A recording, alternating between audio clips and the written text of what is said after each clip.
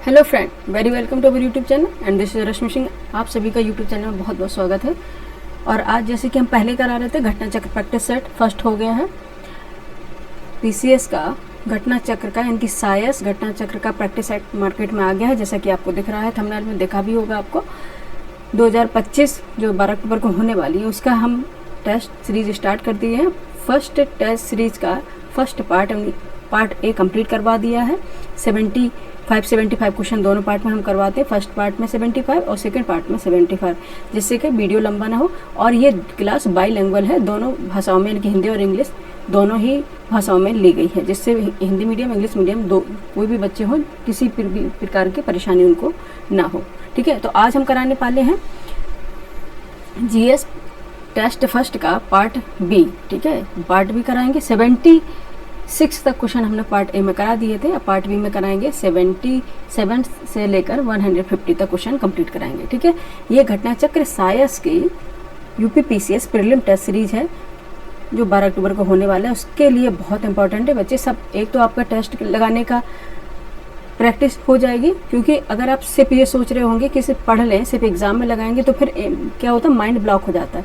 Mind जब आपका exam में खुलेगा तो आधी तो क्वेश्चन वहीं गलत हो जाएंगे। इसलिए अगर पहले से प्रैक्टिस कर लेंगे तो माइंड भी प्रैक्टिस कर लेता है एग्जाम की। ठीक है, तो उस तरह से जो भी गलतियाँ होगी आप पहले कर लेंगे और उनको सुधार भी लेंगे, और एक तरह से आपका फुल रिविजन भी हो जाएगा। इसलिए बिल्कुल मत सोचिए कि कई लोग ये भ्रामक जानकारी दे रहे हैं यूट्यूब में कि टेस्ट नहीं लगाइए। टेस्ट बहुत ज़रूरी है बच्चे, बहुत ज़्यादा ज़रूरी है, इसलिए इसके बिल्कुल नहीं करना है। ठीक है, ये बाइलिंगुअल है, हिंदी और इंग्लिश दोनों में है। ठीक है, चलिए चलते हैं, स्टार्ट कर लेते हैं आज की क्लास, क्योंकि ज़्यादा टाइम नहीं है आप लोगों के पास।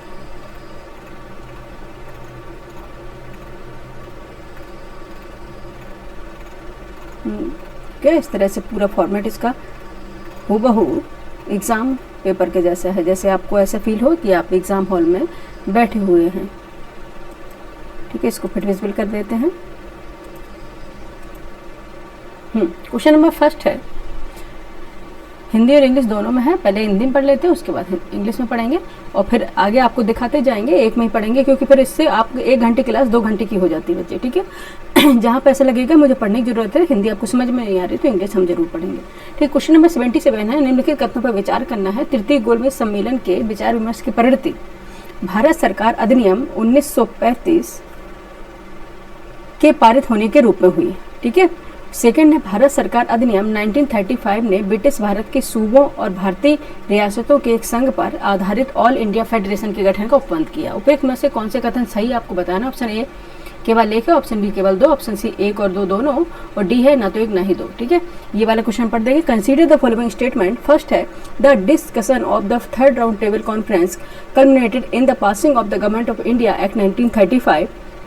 Second है, the Government of India Act 1935 provided for the establishment of an all-Indian federation based on a union of the provision of British India and Indian state। ठीक है, कब establishment हुआ ये आपको बताना है। Which of the above statement is are correct? Only one, only two, both and two, neither one nor two। बताइए क्या हो जाएगा। क्वेश्चन नंबर 77 का आंसर क्या हो जाएगा। क्वेश्चन नंबर 77 है, इसमें बताया कि तृतीय गोलमेज सम्मेलन के विचार विमर्श की परिणति भारत सरकार अधिनियम 1935 के पारित होने के रूप में हुई। ये गलत है, ऐसा तो नहीं हुआ, ये तो बाद में आया, और यहाँ राउंड टेबल कॉन्फ्रेंस में ऐसी कोई बात भी नहीं हुई थी। ठीक है, सेकंड था, भारत सरकार अधिनियम 1935 ने ब्रिटिश भारत के, अच्छा ये राउंड टेबल कॉन्फ्रेंस 3 हुए हैं, तीनों को अच्छे से देख लेना है कि कौन कौन से कांग्रेस के प्रतिनिधि शामिल हुए थे, किसमें नहीं हुए थे। ये एक बार आप जरूर देख लीजिएगा, क्योंकि इससे क्वेश्चन बनते जरूर हैं। ठीक है, सेकंड है, भारत सरकार अधिनियम 1935 ने ब्रिटिश भारत के सूबों और भारतीय रियासतों के एक संघ पर आधारित ऑल इंडिया फेडरेशन के गठन का उपबंध किया। ये सही है। ठीक है, ये सही है कि the government of India act 1935 provided for the establishment of an all India federation based on union of the provinces of British India and Indian states। ये बिल्कुल सही है। ठीक है, ये जब ये सही हो जाएगा, फर्स्ट गलत है, तो आंसर आपका क्या हो जाएगा, केवल 2, ऑप्शन बी। ठीक है, ऑप्शन बी इसका राइट आंसर हो जाएगा। 77 का आंसर क्या हो जाएगा, ऑप्शन बी, केवल 2। ठीक है, नेक्स्ट चलते हैं, आगे बढ़ते हैं फटाफट। इस तरह से अगर स्पीड रखेंगे तभी जल्दी हो जाएगी क्लास हमारी, और आपका भी टाइम जाया नहीं होगा।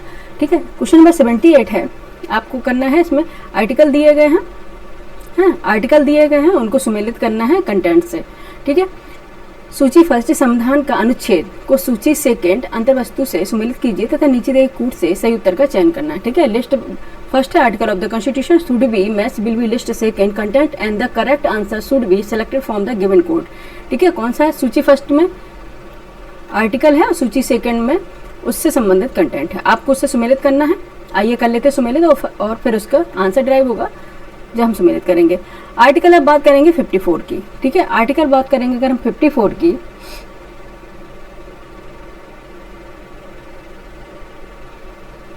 ठीक है, आर्टिकल अगर हम बात करेंगे 54 की तो ये किससे संबंधित है? भारत के राष्ट्रपति का निर्वाचन। ठीक है, भारत के राष्ट्रपति के निर्वाचन से संबंधित है। और प्रेसिडेंट एंड वाइस प्रेसिडेंट दोनों अच्छे से पढ़ लेना, इससे क्वेश्चन हमेशा आता है, प्रेसिडेंट एंड वाइस प्रेसिडेंट। ठीक है, क्या है? आर्टिकल 54 किससे संबंधित है? भारत के राष्ट्रपति से संबंधित है। किससे संबंधित है? एक मिनट बच्चे,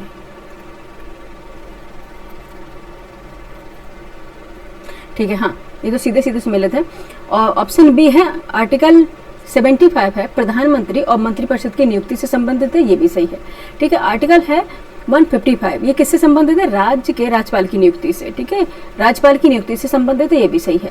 ठीक है, वहीं देखेंगे आर्टिकल 164 किससे संबंधित है? राज्य के मुख्यमंत्री और मंत्रिपरिषद की नियुक्ति से। ठीक है, तो कौन सा हो जाएगा? 1 2 3 4, ये तो ऑप्शन ए राइट आंसर हो गया इसका। ऑप्शन ए इसका राइट आंसर हो जाएगा। ठीक है,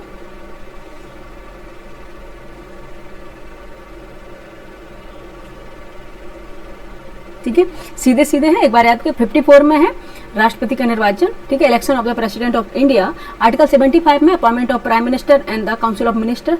आर्टिकल 155 में appointment of the governor of the state. Article 164 में है appointment of the chief minister and the council of minister of the state, council minister of the state. ठीक है, ये आपको याद रखना है। नेक्स्ट चलते हैं, कितना क्या हो गया? Option A. अब चलते हैं क्वेश्चन नंबर 79 में, देखते हैं क्या पूछ रहा है। क्वेश्चन नंबर 79 है, ठीक है, आपका ये रिवीजन हो रहा है। क्वेश्चन नंबर 79 है, भारत के संदर्भ में निम्नलिखित कथनों पर विचार करना है। भारत में केवल एक ही नागरिकता है और एक ही अधिवास है, फर्स्ट स्टेटमेंट में कहा गया। सेकंड में, जो व्यक्ति जन्म से नागरिक हो केवल वही राष्ट्राध्यक्ष बन सकता है। थर्ड में कहा गया, जिस विदेशी को एक बार नागरिकता दे दी गई किसी भी परिस्थिति में उसे इससे वंचित नहीं किया जा सकता। ठीक है, उपयुक्त में से कौन से कथन सही आपको बताना है। ठीक है, केवल एक है, केवल दो है, और केवल 1 और 3 है, केवल 2 3 4 है। ठीक है, आपको बताना in the context of India consider the following statement. First है, there is only one citizenship and one domicile in India. Second है, only one person who is citizen by birth can become to head of the nation. Third है, one citizenship is granted for a foreigner, they can not be deprived of it under circumstances। ठीक है, तो क्या हो जाएगा? Which is the above sentence में correct? Only 1, only 2, only 3, only 1 and 3 and only 2 and 3। बताइए क्या हो जाएगा आंसर इसका? Only citizenship is granted for a foreigner, they can not be deprived of under any circumstances।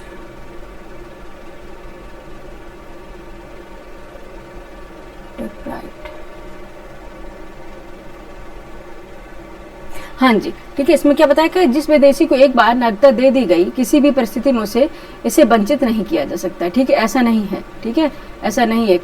आपने देखा citizenship आपने पढ़ा होगा, कई ऐसे सर्कमस्टेंसेस होते हैं जिसके अकॉर्डिंग उन्हें नागरिकता से वंचित कर सकते हैं। ठीक है, सेकंड स्टेटमेंट में क्या कहा गया? जो व्यक्ति जन्म से नागरिक हो केवल वही राष्ट्राध्यक्ष बन सकता है। क्या ये है? क्या ये है इंडियन कॉन्स्टिट्यूशन के अकॉर्डिंग? क्या ये है कि अगर जो जन्म से नागरिक हो क्या वही नागरिकता प्रदान कर सकता है कि उसी को राष्ट्राध्यक्ष यानी प्रेसिडेंट बना सकते हैं? ये भी गलत है, नहीं, ऐसा कुछ नहीं है।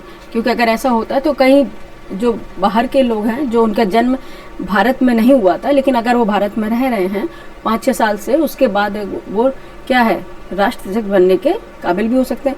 फर्स्ट है, भारत में केवल एक ही नागरिकता और एक ही अधिवास है, ये बिल्कुल सही। भारत में क्या है? Only one citizenship and one domicile. ठीक है, ये दोनों ही है, only one citizenship and one domicile. तो फर्स्ट ओनली सही है, तो क्या आंसर हो जाएगा? केवल एक। ठीक है, आंसर क्या हो जाएगा? केवल एक।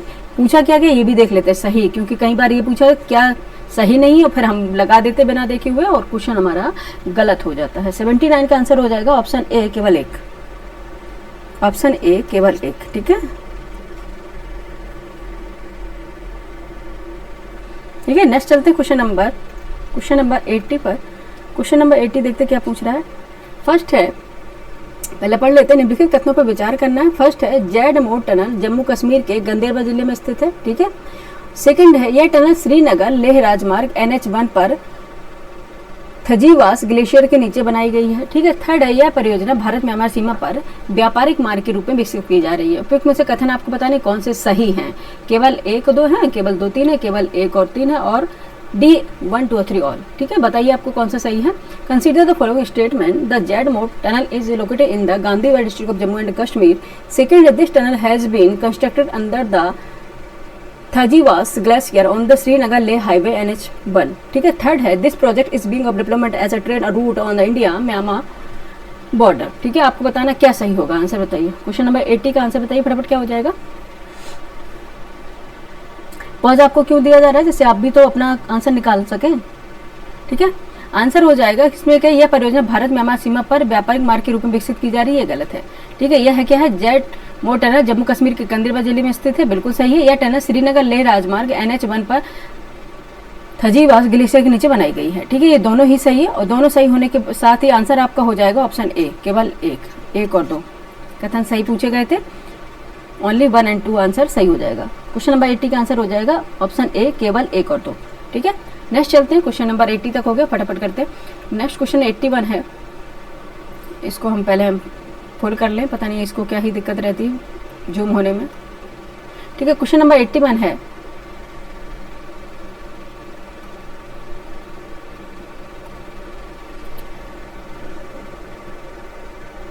जलवाहक योजना के संदर्भ में निम्नलिखित कथनों पर विचार करना है। यह योजना केवल राष्ट्रीय राजमार्ग फर्स्ट गंगा, राष्ट्रीय जलमार्ग सेकंड ब्रह्मपुत्र पर कार्गो परिवहन को प्रोत्साहित करती है। सेकंड है यह योजना केवल केंद्र सरकार द्वारा संचालित पोतों यानी जहाजों को प्रोत्साहन देती है। थर्ड है पात्र मार्गों पर योजना के तहत कुल परिचालन व्यय का अधिकतम 35% तक प्रतिपूर्ति प्रदान की जाती है। उपयुक्त में से कौन से कथन सही है आपको बताने। ऑप्शन ए है केवल 1, ऑप्शन बी केवल 2, ऑप्शन सी केवल 3 और डी 1 और 2 दोनों। बताना आपको। Consider the following statement regarding the Jawahar Jalvahak योजना यानी कि स्कीम।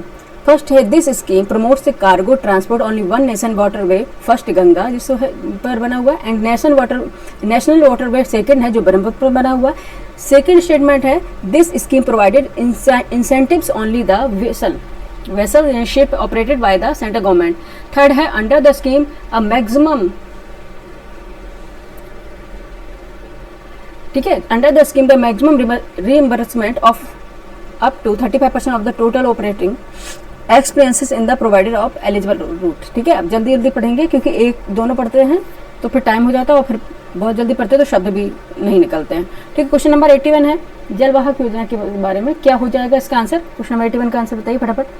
ठीक है, अब जो ऐसा लगेगा टफ क्वेश्चन होगा वो हम इंग्लिश में पढ़ेंगे। ठीक है, ओनली जो आपको समझ में ना है हिंदी में तो इंग्लिश में होगा उसका। फिर क्वेश्चन नंबर 81 का आंसर बताइए फटाफट। ठीक है, क्या हो जाएगा, यह योजना केवल राष्ट्रीय, इसमें केवल लगा दिए, केवल लगा जहाँ पे लगा हो हम वहाँ सतर्क हो जाएंगे, ये तो गलत हो जाएगा। यह योजना केवल राष्ट्रीय राजमार्ग जलमार्ग फर्स्ट गंगा राष्ट्रीय जलमार्ग पर कार्गो परिवहन को प्रोत्साहित करती है, गलत है, केवल नहीं है। सेकंड है यह योजना केवल, ये भी केवल दिया है, ये भी गलत होगा शायद। ठीक है, ये भी गलत हो जाएगा क्योंकि यह योजना केवल केंद्र सरकार द्वारा संचालित पोतों जहाजों को प्रोत्साहन देती नहीं, ऐसा नहीं है। ठीक है, थर्ड है पात्रों मार्गों पर योजना के तहत कुल परिचालन व्यय का अधिकतम 30% तक प्रतिपूर्ति यानी कि प्रतिपूर्ति प्रदान की जाती है। ठीक है, एक्सपेंसेस जो होते हैं वो प्रदान किए जाते हैं, ये बिल्कुल सही है। ये सही होने से आंसर अपना हो जाएगा, कौन सा कथन सही है, केवल 3। ठीक है, केवल 3 आंसर सही हो जाएगा। 81 का आंसर क्या हो जाएगा बच्चे, सी हो जाएगा, केवल 3। ठीक है, केवल 3 सही आंसर हो जाएगा। ठीक है, नेक्स्ट चलते हैं। एक्सप्लेनेशन देने का भी टाइम नहीं है बच्चे क्योंकि फिर आपने देखा था 1 घंटे क्लास 2 घंटे में हो जाती है। ठीक है, नेक्स्ट देखेंगे क्वेश्चन नंबर 82।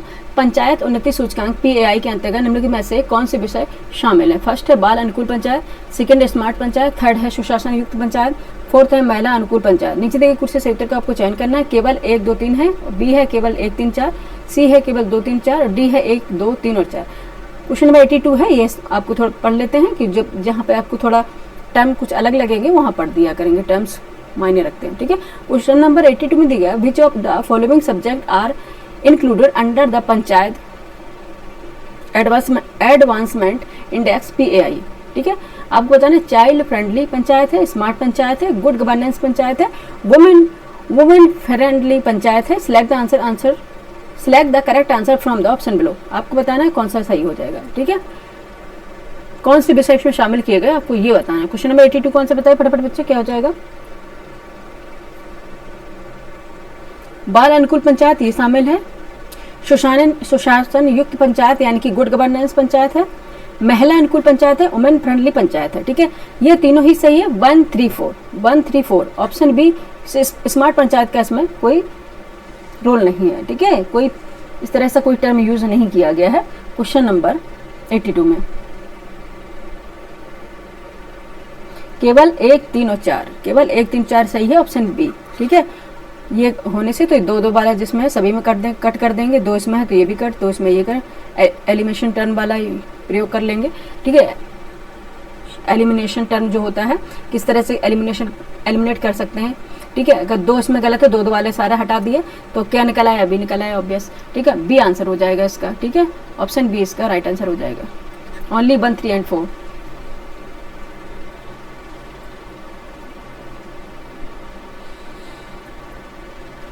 नेक्स्ट चलते हैं क्वेश्चन नंबर 83। क्वेश्चन नंबर 83 है ISFR 2023 के अनुसार निम्नलिखित राज्यों का वनावरण क्षेत्रफल स्क्वायर किलोमीटर की दृष्टि से सही रैंक के साथ मिलान कीजिए। आपको बताना according the ISFR 2023 match the following state with the correct ranks in term of forest area square kilometre में आपको बताना है, ठीक है। बाकी सब ऐसे ही है, राज्य है सूची दी है, मध्य प्रदेश, अरुणाचल प्रदेश, छत्तीसगढ़, उड़ीसा, इनको मिलाना है, उसके बाद आंसर निकलेगा, ठीक है। सबसे पहले अगर क्षेत्रफल की दृष्टि से देखा जाए वनावरण में, ठीक है, फॉरेस्ट कवर एरिया किसमें सबसे ज़्यादा होगा ये आपको पता होना चाहिए,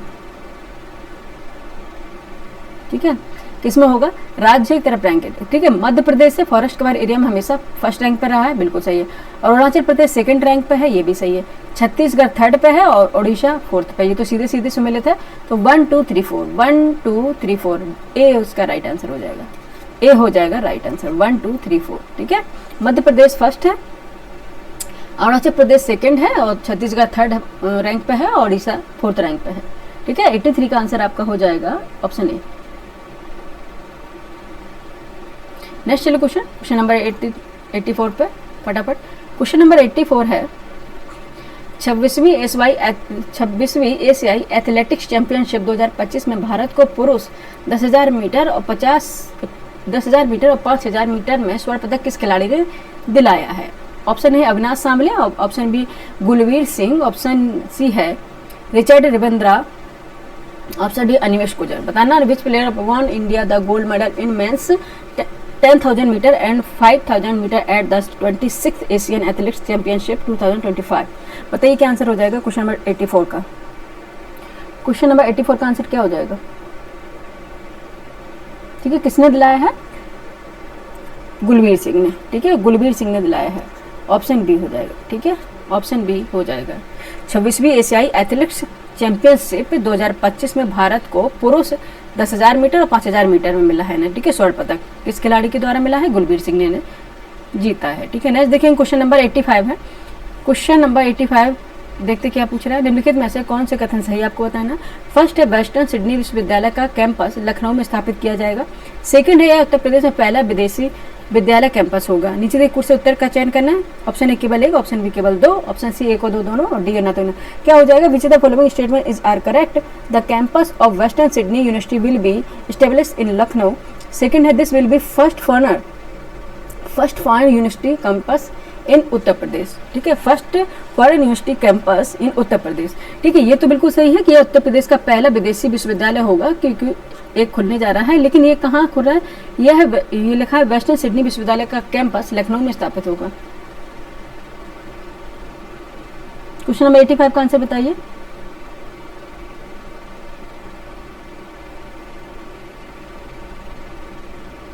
ठीक है, वेस्टर्न सिडनी विश्वविद्यालय का कैंपस लखनऊ में स्थापित किया जाएगा। वेस्टर्न सिडनी का नहीं किया जाएगा, ये गलत है, ठीक है।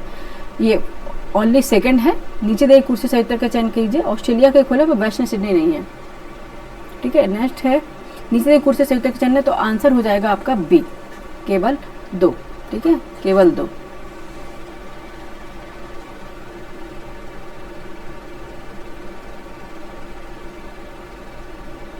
ठीक है, ऑप्शन क्या हो जाएगा? बी। नेक्स्ट चलते क्वेश्चन नंबर 85 का आंसर क्या हो गया? बी। नेक्स्ट चलते क्वेश्चन नंबर 86 है, भारत का पहला क्वांटम कंप्यूटिंग टेक पार्क कहाँ स्थापित किया जा रहा है और इसे सॉफ्टवेयर एवं एल्गोरिदम विकास में किन प्रमुख तकनीकी कंपनियों की भागीदारी है? फर्स्ट है बेंगलुरु, गूगल इंफोसिस, और बी है ऑप्शन बी है पुणे, माइक्रोसॉफ्ट और TCS, option C Amaravati, TCS और IBM, option D Hyderabad, Intel, L and T. ठीक है, Hyderabad, Intel, L and T. बताइए क्या हो जाएगा आंसर? क्वेश्चन नंबर 86 का आंसर बताइए बच्चे। ये कहाँ किया जाएगा? अमरावती, टीसीएस और आईबीएम। ठीक है, ऑप्शन सी हो जाएगा अमरावती, टीसीएस और आईबीएम। ऑप्शन सी इसका राइट आंसर हो जाएगा। नेक्स्ट चलेंगे क्वेश्चन नंबर 87। क्वेश्चन नंबर 87 है, राष्ट्रीय शून्य खसरा रुबेला, राष्ट्रीय शून्य खसरा रुबेला उन्मूलन अभियान के संदर्भ में निम्नलिखित में से कौन सा कथन सही है? फर्स्ट, भारत में खसरा रुबेला का उन्मूलन का लक्ष्य 2030 तक किया गया है। ऑप्शन बी, खसरा डीएनए वायरस से होता है और अत्यधिक संक्रामक होता है। ऑप्शन सी, खसरा खसरा मोरबिली वायरस के कारण होता है और बुखार और लाल चकत्ते उत्पन्न करते हैं। ऑप्शन डी है, एमआर वैक्सीन केवल रुबेला से बचाव करती है, खसरे से नहीं। ठीक है, आपको बताना which of the following statement is correct regarding the national measles rubella elimination campaign.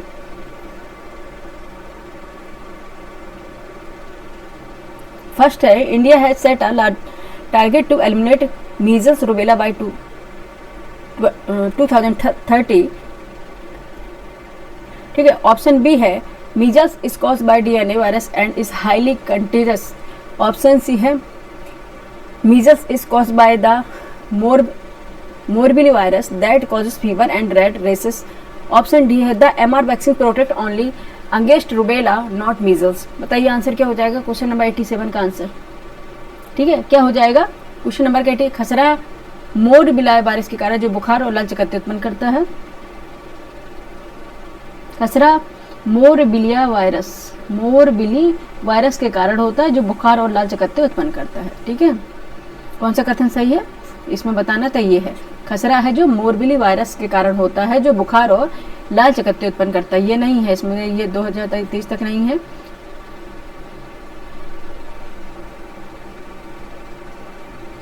Question number 87 का आंसर क्या हो जाएगा बच्चे? सी। ठीक है, ये ओनली सही हो जाएगा।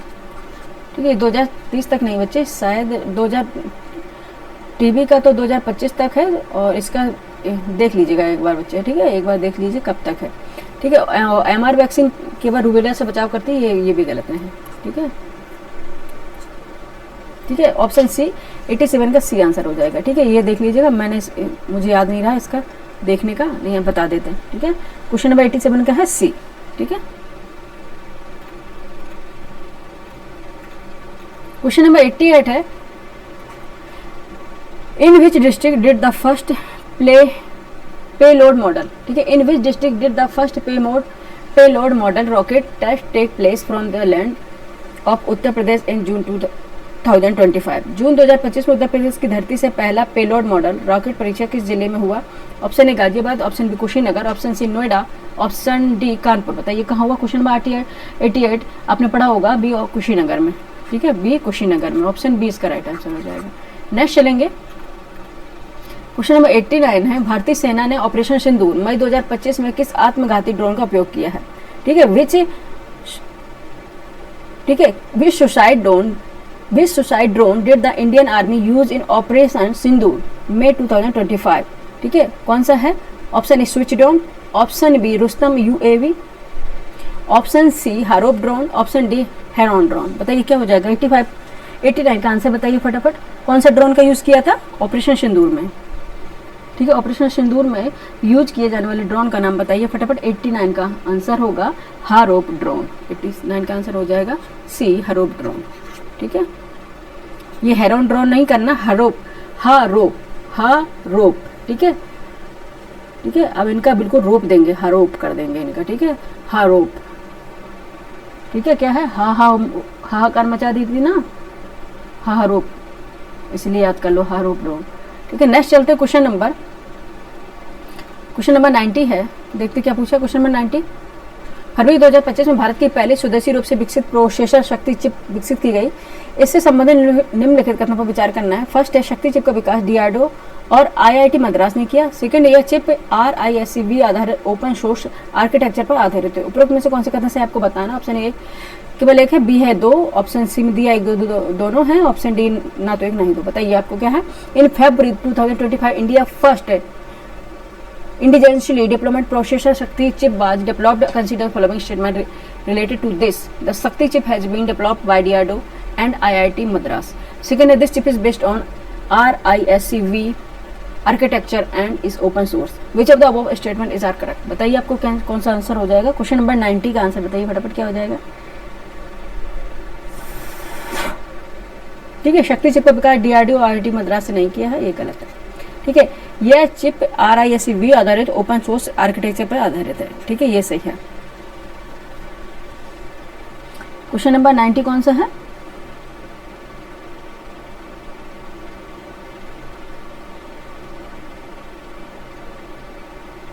केवल दो आंसर हो जाएगा इसका। ठीक है, केवल दो आंसर हो जाएगा।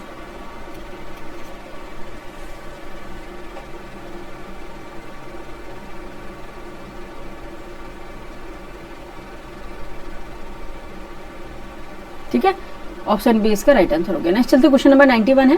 Question number 91, which of the following statement is not govern by the 66th schedule of Indian constitution. आपको बताना क्वेश्चन नंबर 91, इन निम्नलिखित में से कौन सा राज्य भारतीय संविधान की 6वीं अनुसूची द्वारा शासित नहीं है। आपको बताना सही नहीं है। ठीक है, आपको बताना which of the following statement is not govern by the 6th schedule of Indian constitution. Option A Tripura, option B Assam, option C Mizoram, option D Arunachal Pradesh. बताइए कौन सा हो जाएगा। कौन से गवर्नर आपको पता है, चार राज्य कौन से हैं। असम, मेघालय, त्रिपुरा, मिजोरम। असम, मेघालय, त्रिपुरा, मिजोरम। ठीक है, तो असम भी है इसमें, त्रिपुरा है, मिजोरम है और मेघालय, पर अरुणाचल प्रदेश नहीं है। अरुणाचल प्रदेश बिल्कुल नहीं है। ऑप्शन डी राइट आंसर हो जाएगा। ठीक है, ऑप्शन डी इसका राइट आंसर हो जाएगा 91 का आंसर। ठीक है, नेक्स्ट चलते हैं। ये थोड़ा इजी क्वेश्चन था। एक मिनट, इसको फिर विजुअल कर लेते हैं पहले। ठीक है, जूम करना जरूरी है क्योंकि जो बच्चे मोबाइल में देखते हैं उनको परेशानी ना हो बिल्कुल भी। ठीक, क्वेश्चन नंबर 92 है।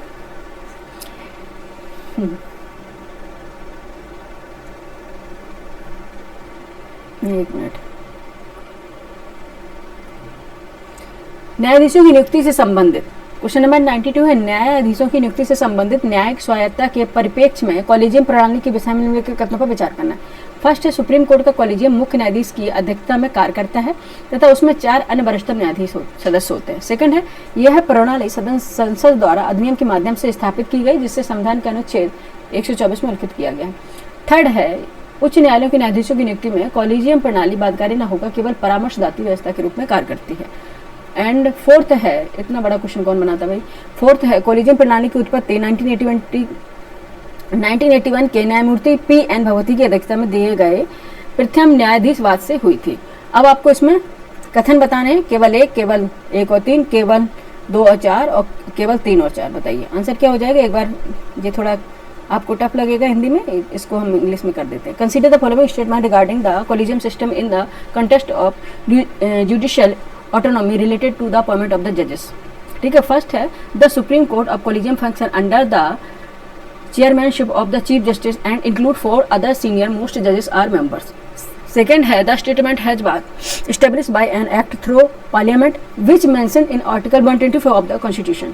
Third है, the collegium system operates not as binding but merely as an advice, क्या हो जाएगी, advisory mechanism in the appointment of the judges to higher एक मिनट ठीक है, कहाँ पे थे हम। The collegium system operates not binding but merely as an advisory mechanism in the appointment of the जजेस टू हाई कोर्ट। फोर्थ हो जाएगा, the origin of collegium system was through the first जजेस case deliver in 1981 under the leadership of the जजेस PN Bhagwati. बताइए answer क्या हो जाएगा। Answer क्या हो जाएगा, आंसर फटाफट बताइए। कॉलेजियम सिस्टम है, काफी आया भी था ये क्वेश्चन। ठीक है, आंसर इसका बताइए। क्वेश्चन नंबर क्या है, 92 का आंसर बताइए फटाफट। ठीक है। इसमें बताया सुप्रीम कोर्ट का कॉलेजियम मुख्य न्यायाधीश की अध्यक्षता में कार्य करता है तथा उसमें 4 अन्य वरिष्ठतम न्यायाधीश सदस्य होते हैं, नहीं गलत है, ठीक है। उसके जो कॉलेजियम की व्यवस्था है न्यायाधीश की अध्यक्षता में नहीं होता। और सेकंड है, यह प्रणाली संसद द्वारा अधिनियम के माध्यम से स्थापित की गई है, जिसे संविधान के अनुच्छेद 124 में उल्लेख किया गया है, ठीक है। एक बार देखते हैं क्या आंसर हो जाएगा। 1 मिनट, हम ब्लंडर कर रहे हैं, 1 मिनट क्यों, ऐसा तो कुछ नहीं है, 1 मिनट बच्चे, ठीक है। सुप्रीम कोर्ट का कॉलेजियम मुख्य न्यायाधीश की अध्यक्षता में कार्य करता है तथा उसे 4 अन्य वरिष्ठ न्यायाधीश सदस्य होते हैं, ये तो सही है, ठीक है, ये तो सही है, थोड़ा हमने देखा नहीं ध्यान से, ठीक है, ये बिल्कुल सही है। और सेकंड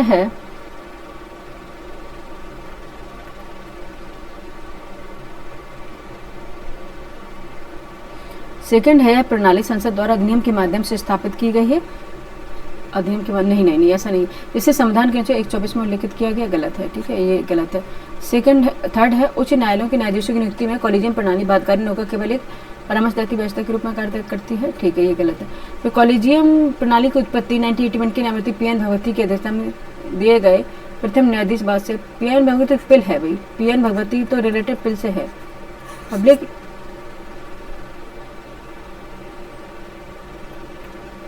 ठीक है, ये 1980 में पिल से है, ये 1980 में PN भगवती किससे है,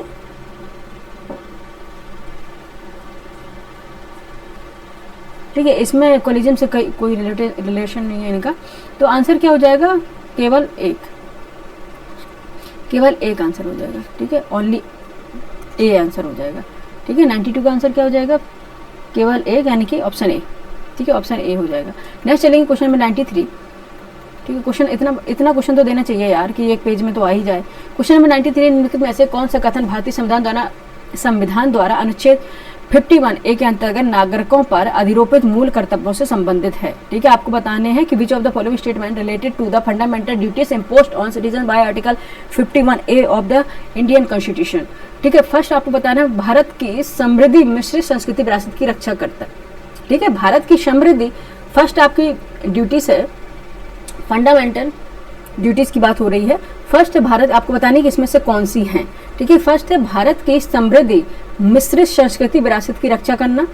सेकंड है सामाजिक अन्याय और भेदभाव से वंचित वर्गों को संरक्षण प्रदान करना। थर्ड है वैज्ञानिक दृष्टिकोण, मानवतावाद और सुधार की भावना को बढ़ावा देना।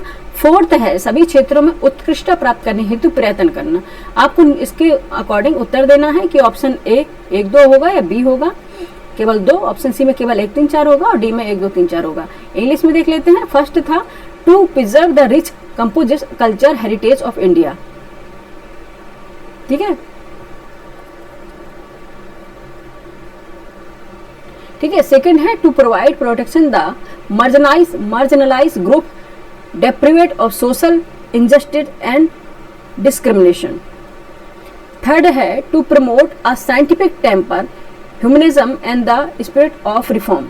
फोर्थ है to strive for excellence in all field. आपको बताना कौन सा सही होगा, please select the correct answer from the option given below. कौन सा हो जाएगा, क्वेश्चन नंबर 93 में कौन सा होगा फंडामेंटल ड्यूटीज,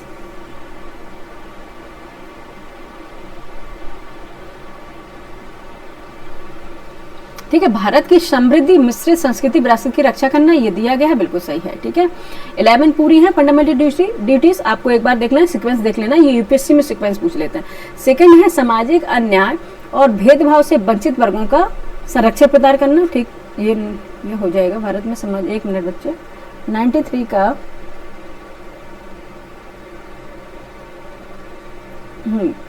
यही हम कंफ्यूज हो रहे थे, सामाजिक अन्याय भेदभाव से वंचित वर्गों को संरक्षण प्रदान करना, ये नहीं है, ठीक है। थर्ड है वैज्ञानिक दृष्टिकोण, मानवतावाद और सुधार की भावना को बढ़ावा देना, बिल्कुल ये सही है। और फोर्थ है सभी क्षेत्रों में उत्कृष्टता प्राप्त करने हेतु प्रयत्न करना, ये भी सही है, ठीक है। फर्स्ट 3 1, 3, 4 1, 3, 4 जिसमें सही होगा 1, 3, 4 वो सही होगा। 93 का सी हो जाएगा, ठीक है, 1, 3, 4 इसको हम स्क्रॉल ही कर लेते हैं, ठीक है। 93 का हो जाएगा 1, 3 और 4 सी हो जाएगा इसका राइट आंसर, ठीक है, सी राइट आंसर हो जाएगा 1, 3, 4, ठीक है। इसमें गलत क्या हो गया था, सेकंड गलत था, एलिमिनेशन मेथड यहाँ पे यूज कर लेते हैं। 2, 2, 2, 2 गलत, जहाँ पे वो हटा देंगे 1, 1, 3, 4 निकल आएगा, ठीक है। हमें नहीं भी पता होगा तब भी एक पता हो जाए उससे निकल आएगा, क्योंकि ये कहीं भी नहीं है। सामाजिक न्याय और भेदभाव से वंचित वर्गों का संरक्षण प्रदान करना, ये नहीं है, ठीक है, ये फंडामेंटल ड्यूटीज नहीं है और बाकी सारी थी, ठीक है। ऑप्शन क्या हो जाएगा, सी राइट आंसर हो जाएगा इसका। 1, 3 एंड 4। एलिमिनेशन प्रोसेस क्या है, 2 2 2 हटा दिया सारा, जिसमें सेकंड ऑप्शन थे सारे हटा दिए मैंने, तो उसमें आंसर निकल आया। ठीक है, नेक्स्ट देखते हैं क्वेश्चन नंबर 94 है। क्वेश्चन नंबर 94 है, नीचे दो कथन दिए गए जिनमें से एक को विकथन ए तथा दूसरे को आर कहा गया है। Two statement are given below, one is called assertion and A and other reason R. ठीक है, आपको असर्शन रीजन का है, the supreme court of the Indian arm force in vested in the president as provided by the constitution, assertion में कहा गया है। Reason में कहा गया है आर में, as an independent head of the executive, the president can act independently in military decision without the advice of parliament or the council of minister। ठीक है, क्या कहा गया उन्होंने, रीजन में कहा गया as an independent head of the executive, the president can act independently in military decision without the advice of parliament or the council of minister। ऐसा है क्या, ऐसा है क्या बताइए। ये choose the correct answer from the course given below. ठीक है, आपको बताना क्या आंसर हो जाएगा, अभी देख लेते हैं क्या कहा है इन्होंने। आर में कहा गया राष्ट्रपति एक स्वतंत्र कार्यपालिका प्रमुख के रूप में सैन्य निर्णयों से संसद या मंत्रिपरिषद की सलाह से स्वतंत्र रूप से कार्य कर सकते हैं, क्या ऐसा है, आंसर बताइए। 94 का आंसर क्या हो जाएगा, अभिकथन ए और कर आर। ठीक है, ठीक है, क्योंकि भारतीय सशस्त्र बलों का सर्वोच्च कमांड राष्ट्रपति में नहीं होता, सभी जानते हैं, जैसा कि संविधान द्वारा निर्धारित भी है, ये बिल्कुल सही है। ठीक है, लेकिन कारण यार इनकी रीजन क्या दिया गया है, राष्ट्रपति एक स्वतंत्र कार्यपालिका प्रमुख के रूप में सैन्य निर्णयों में संसद या मंत्रिपरिषद की सलाह से स्वतंत्र रूप से कार्य कर सकते नहीं। ठीक है, बिना, चाहे वो राष्ट्रपति हो चाहे पीएम हो, ठीक है, चाहे प्राइम मिनिस्टर हो, दोनों ही क्या करते हैं, काउंसिल ऑफ मिनिस्टर की एडवाइस से ही काम करते हैं। ठीक है, इसीलिए बनी गई है ये काउंसिल ऑफ मिनिस्टर्स की जो है, इसीलिए बनाई गई है। ठीक है, कोई स्वतंत्र रूप से काम नहीं कर सकता है। ठीक है, मिलकर ही काम करते हैं संगठन के रूप में। ठीक है, तो ये तो आंसर ही गलत हो गया। ठीक है, अब जब ये गलत आंसर हो गया तो आंसर क्या हो जाएगा, हमारा आंसर हो जाएगा ए सही है किंतु आर गलत है। ए सही है, A is correct but R is incorrect, option C हो जाएगा राइट आंसर। ठीक है बच्चे, क्या हो जाएगा, सी हो जाएगा।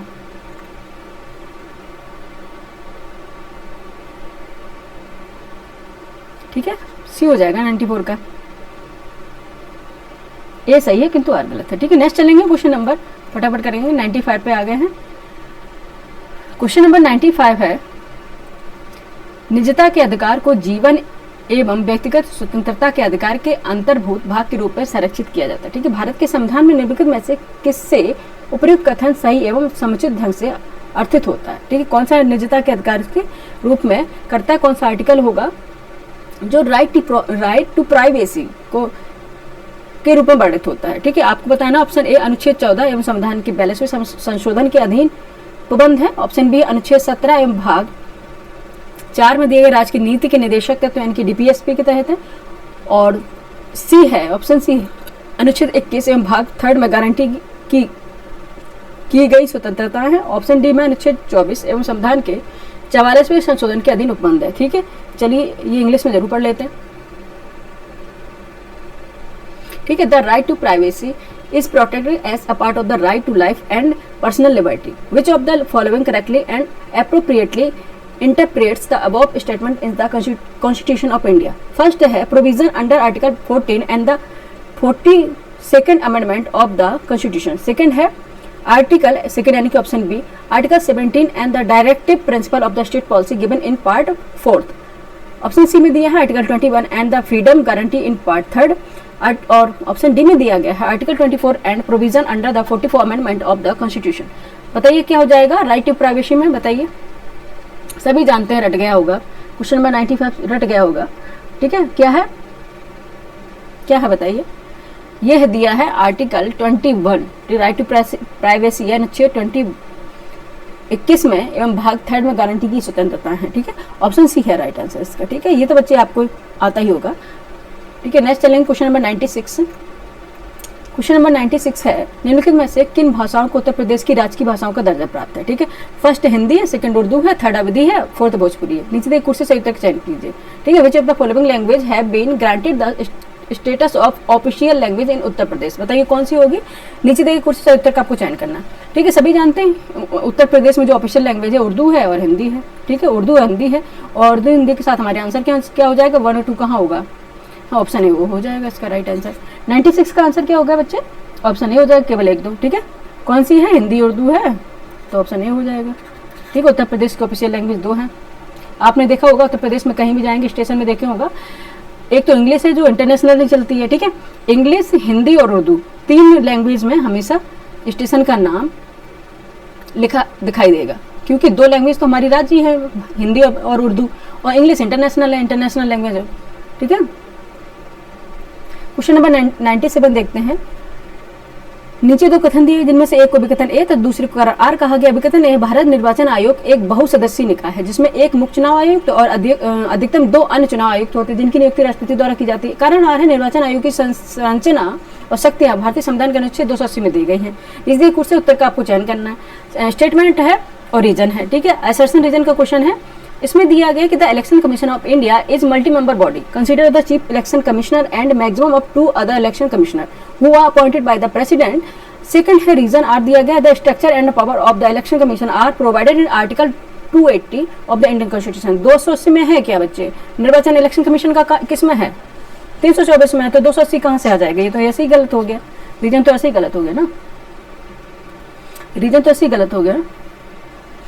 तो आंसर क्या हो जाएगा? ए सही किंतु आर गलत है। ठीक है, ए सही है किंतु आर गलत है, ए सही है किंतु आर गलत है। A is correct but R is wrong, option C हो जाएगा राइट आंसर। ठीक है, ये तो बच्चे भी जानते हैं, बस इसको अच्छे से करें। ऐसा नहीं है, पढ़ाई तो आप लोगों ने अच्छे से की है, लेकिन ओके एग्जाम में प्रेशर भी बहुत रहता है और उस चक्कर में नेगेटिव मार्किंग हो जाती है। ठीक है, इसलिए बहुत सोच समझ के अभी से इसलिए प्रैक्टिस कर लो जिससे एग्जाम में दिक्कत ना हो। ठीक है, 97 का आंसर क्या हो गया? सी हो गया। नेक्स्ट चलें, क्वेश्चन नंबर 98 पे चलते हैं। फटाफट करना है बच्चे, बहुत कम टाइम में हमें इसको कंप्लीट करना है, इसलिए हम बहुत स्पीड में पढ़ा भी रहे हैं। ठीक है, क्वेश्चन नंबर 98 है, भारत की जनगणना 2011 के अनुसार उत्तर प्रदेश के निम्नलिखित शहरों में से कौन सा शहर मिलियन प्लस सिटी नहीं है? आपको अब यहाँ पे अंडरलाइन कर लेना है, यहाँ पे मिस्टेक ना हो, नहीं है। ठीक है, आपको बताना according the 2011 census of India which of the following cities in Uttar Pradesh is not million plus city. आपको बताना कौन सा होगा? Option A Agra, option B Prayagraj, option C Meerut, option D Moradabad. 98 का आंसर बताइए फटाफट, क्या होगा?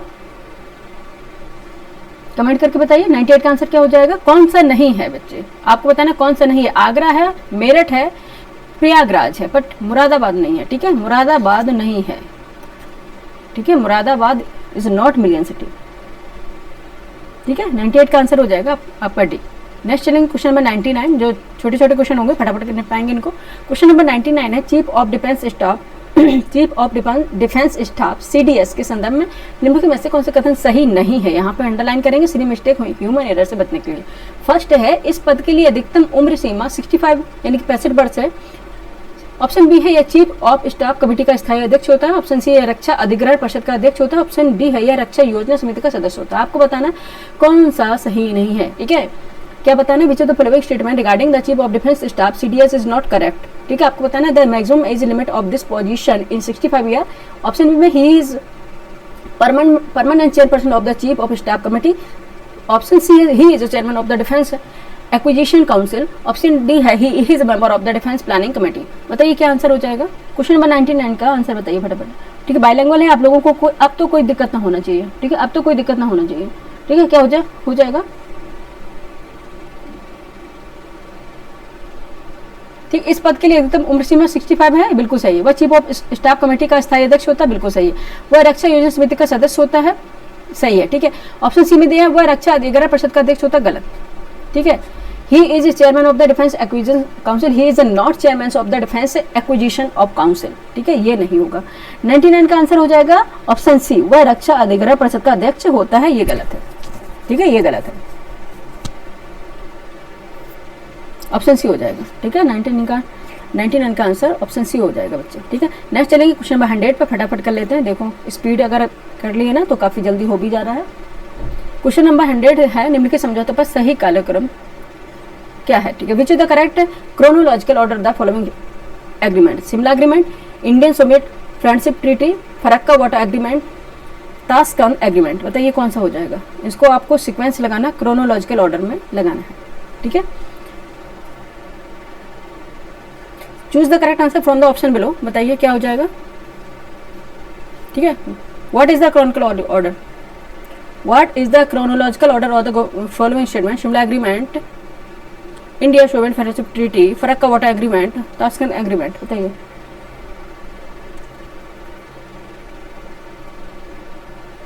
हाँ ठीक है, पहले आप देखेंगे फर्स्ट पे आएगा ताशकंद एग्रीमेंट यानी कि ताशकंद समझौता, सेकंड पे है भारत सोवियत मैत्री संधि, ठीक है, और फर्स्ट पे आएगा शिमला समझौता, और थर्ड आएगा फरक्का जल समझौता, फरक्का जल समझौता, ये लास्ट में आएगा, ठीक है।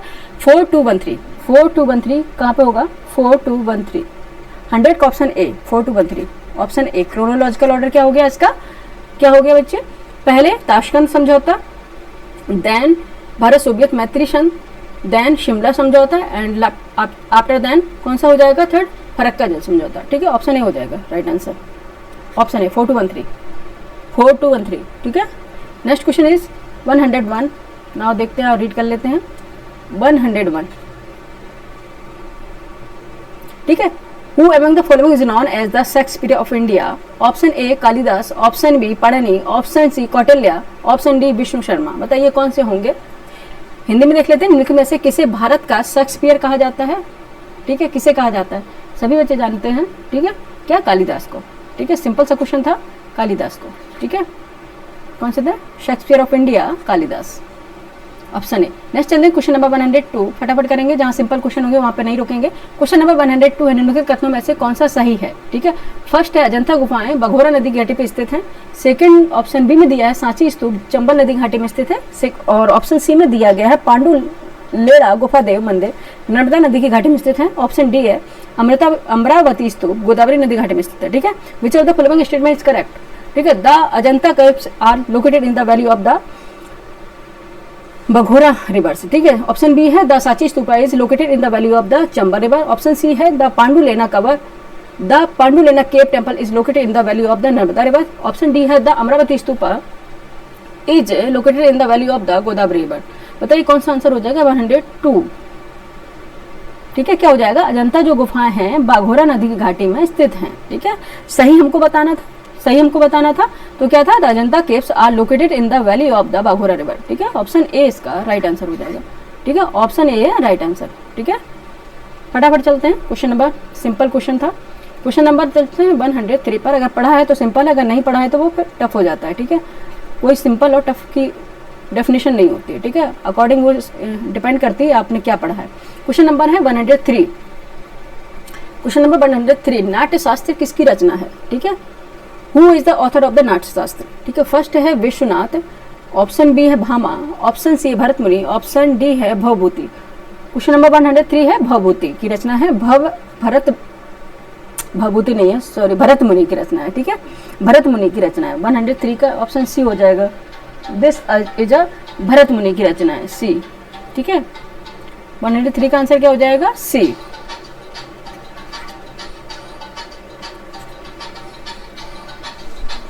शर्म करना चाहिए इनको,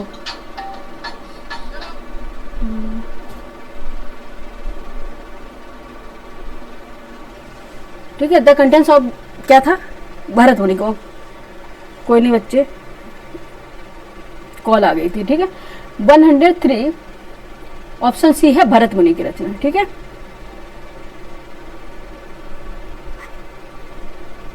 नेक्स्ट चलेंगे क्वेश्चन नंबर 104 पे। क्वेश्चन नंबर 104 है, मंदिर स्थापत्य के संदर्भ में निम्नलिखित में से कौन सा से कथन सही होंगे। In the context of temple architecture which of the following statement is are correct, ठीक है। फर्स्ट बताना आपको, स्वतंत्र आधार चूना पत्थर के मंदिरों का उद्भव गुप्त काल में माना जाता है। सेकंड है लाडंखा जो एक प्रारंभिक मंदिर है बादामी के चालुक्यों से संबंध है। थर्ड है खजुराहो के मंदिर में मंदिर के समस्त खंड आंतरिक और बाह्य रूप में जुड़े हुए हैं। फोर्थ है कांची का कैलाशनाथ मंदिर द्रविड़ शैली का सबसे प्रारंभिक स्वतंत्र आधार का मंदिर है। नीचे कुल का सही उत्तर आपको चयन करना है, ठीक है। आपको बताना है the origin of free standing limestone temples is believed to be during the Gupta period. Second था Ladkhan which one early temple in the associate with the कौन सा था, Chalukya of Badami. In the temple of Khajuraho all parts of the temple of interconnected both internally and extremely. Third है the Kailashnath temple of Kanchipuram is the earliest free standing temple in the Dravidian style. बताइए अंदर answer क्या हो जाएगा 104 का। नीचे दे कुर्सी सही उत्तर का आपको चयन करना है। क्वेश्चन नंबर 104 का आंसर क्या हो जाएगा,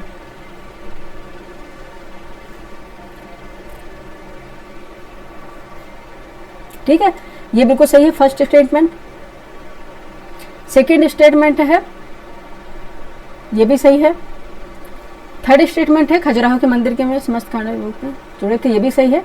लेकिन ये दिया है कांची का कैलाशनाथ मंदिर द्रविड़ शैली के सबसे प्रारंभिक स्वतंत्र आधार का मंदिर, ये गलत है, कांची का नहीं है ये मंदिर, ठीक है, द्रविड़ शैली का सबसे प्रारंभिक, ठीक है। तो आंसर 104 का आंसर क्या हो जाएगा बच्चे?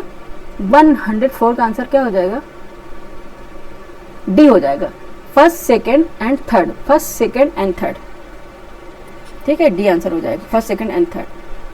फोर्थ नहीं होगा, इसलिए फोर्थ जहाँ पे हो गया वो काट दिए, फर्स्ट सेकेंड थर्ड आंसर हो जाएगा।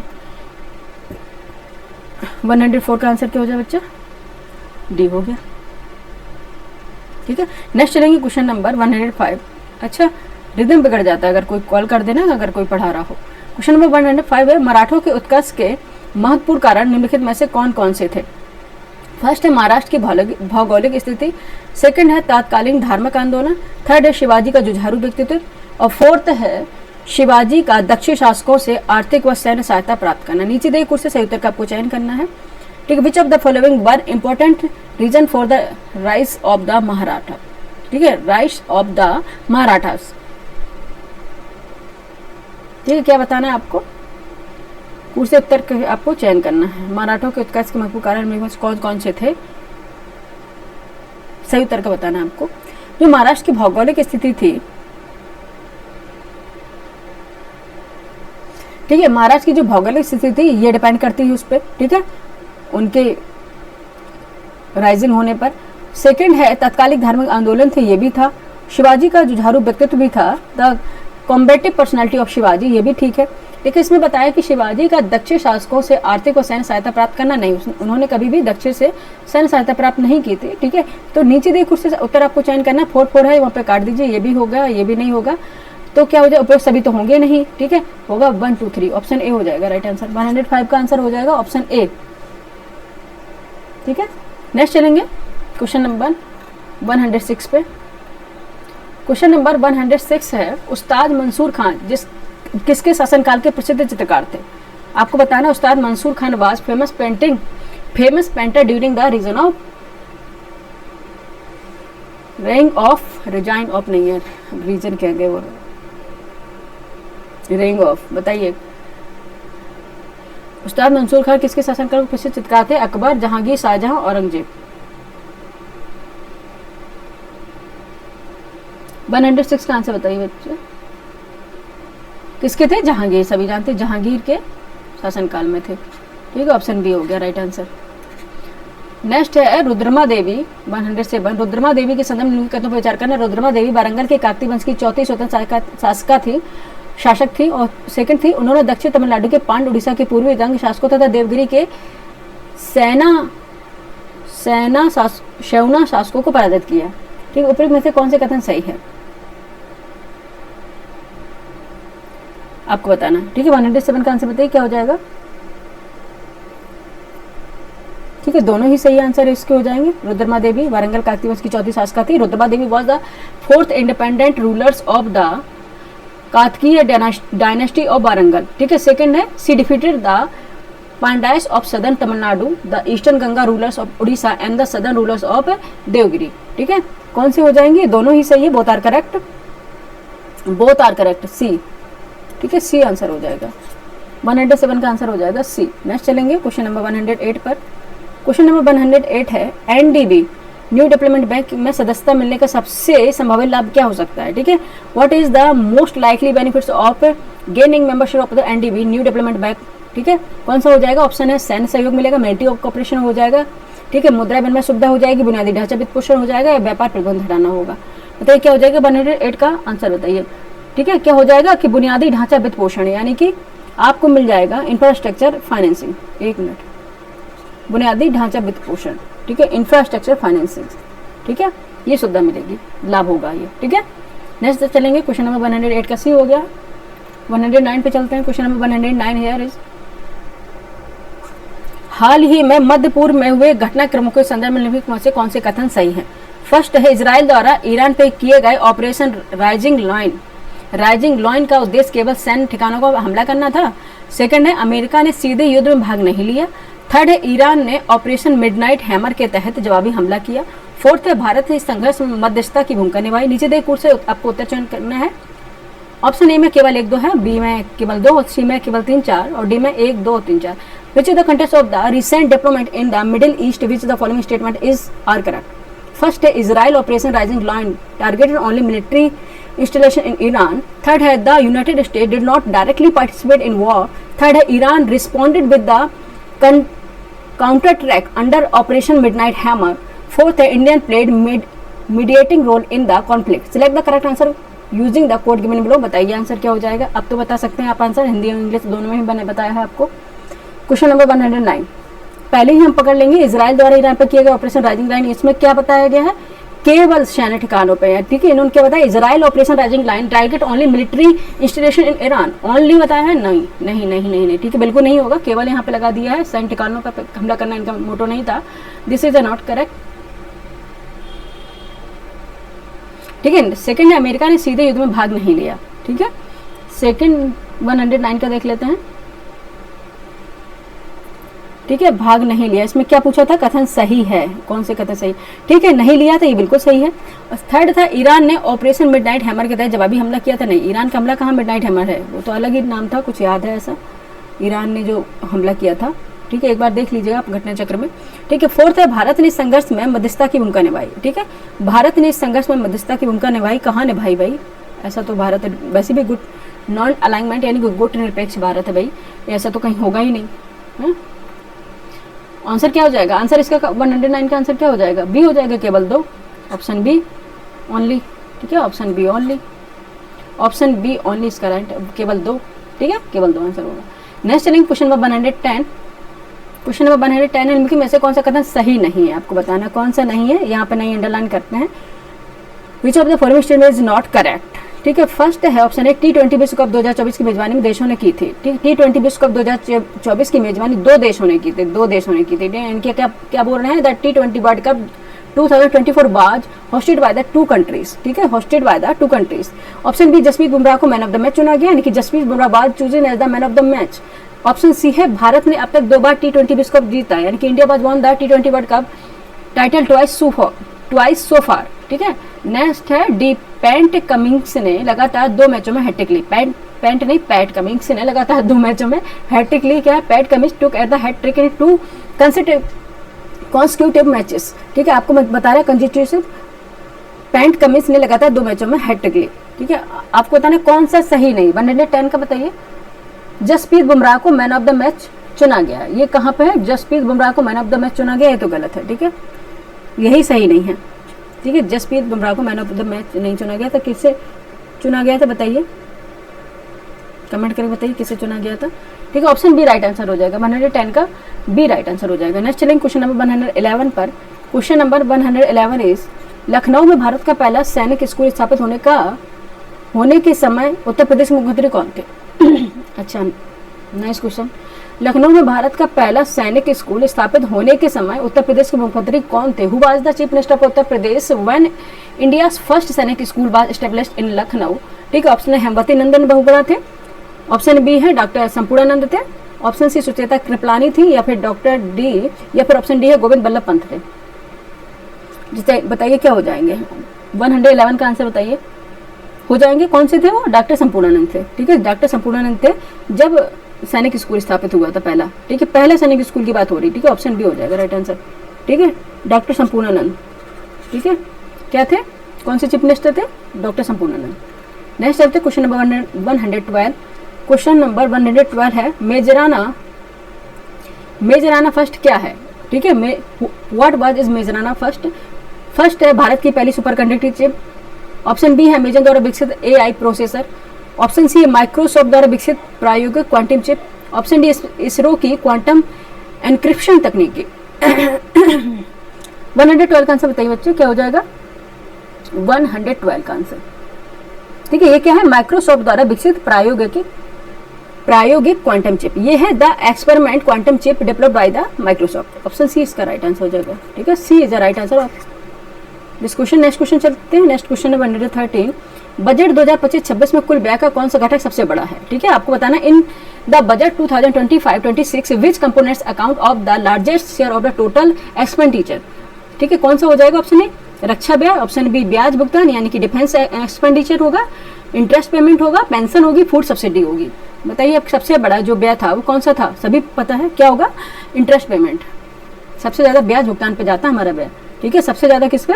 ब्याज भुगतान, ठीक है, ऑप्शन बी। अच्छे से पढ़ाइए, हाँ ठीक है, हमने जनगणना भी पढ़ाया है, ठीक है, जनगणना पढ़ा है, दोनों है हमने, यूपी की सेंसस और नेशनल सेंसस दोनों ही पढ़ाई है, आपने देख लीजिए, इसी पे विजिट कर लीजिए एक बार, ठीक है, पढ़ना जरूरी है, फिर आ जाएंगे सारे 10-15 क्वेश्चन इससे आ गए, फिर मुझे ताकते रहना आप लोग, ठीक है। नेक्स्ट देखेंगे क्वेश्चन नंबर 114। क्वेश्चन नंबर 114 है वैश्विक नवाचार सूचकांक 2024 के संदर्भ में निम्नलिखित कथनों पर विचार करना है, ठीक है। इस फर्स्ट दिया स्टेटमेंट, इस रिपोर्ट को WIPO ने द पोर्ट रूलन्स इंस्टीट्यूट के सहयोग से प्रकाशित किया। सेकंड है स्टेटमेंट, भारत 2000 से लगातार इनोवेशन ओवर परफॉर्मर रहा है। थर्ड है भारत वैश्विक नवाचार रैंकिंग में टॉप 30 में शामिल है। उपरोक्त में से कौन से कथन सही होंगे आपको बताना है, ठीक है। In reference to Global Innovation Index 2024, consider the following statements. First है the report is published by the WIPO in collaboration with the Port Rollins Institute. Second है India has been innovation over performer continuously since 2011. Third है India is ranking within the top 30 in global innovation ranking. बताइए क्या answer हो जाएगा? Which of the above statements are correct or not? Option A है only 1 और 2, option B है only 2 and 3, option C only 1, option D 1, 2 and 3। Answer क्या हो जाएगा? सभी जानते हैं कि इस रिपोर्ट को WIPO द्वारा पोस्टल सहयोग से प्रकाशित किया गया, बिल्कुल सही। भारत 2000 से लगातार इनोवेशन परफॉर्मर रहा है, ठीक है, ये भी सही है। लेकिन उन्होंने क्या बताया? भारत नवाचार रैंकिंग में टॉप 30 में शामिल है, नहीं है, तो टॉप 30 में नहीं है क्योंकि भारत की रैंकिंग ही 38 है। भारत की रैंक कितनी है बच्चे? 38 है।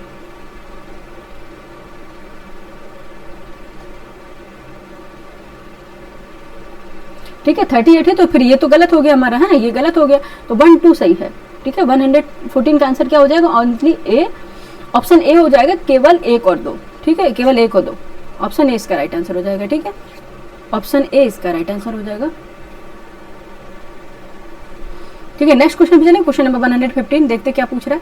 क्वेश्चन नंबर 115 है भारत सरकार ने किस तिथि को प्रतिवर्ष हैदराबाद मुक्ति दिवस के रूप में मनाने का निर्णय लिया है? ऑप्शन ए 15 अगस्त, ऑप्शन बी 17 सितंबर, ऑप्शन सी 27 अक्टूबर, ऑप्शन डी 1 नवंबर। बताइए, हैदराबाद मुक्ति दिवस के रूप में मनाने का निर्णय लिया है, आपको बताना है on which dates has been government of India decided to observe Hyderabad liberation day every year. 115 का आंसर बताइए, थोड़ा सांस ले लेते हैं बच्चे। क्या है? 17 सितंबर यानी कि 17 सितंबर, ऑप्शन बी राइट आंसर हो जाएगा, ठीक है, 17 सितंबर। नेक्स्ट देखेंगे क्वेश्चन नंबर 116 है भारत सरकार द्वारा सेमीकॉन इंडिया कार्यक्रम के तहत विभिन्न राज्यों के स्वीकृत सेमीकंडक्टर इकाइयों को उनकी संबंधित राज्य सूची में आपको सम्मिलित करना है। सेमीकंडक्टर इकाइयां एक तरफ राज्य हैं, ठीक है, कौन कौन सी होगी आइए कर लेते सम्मिलित।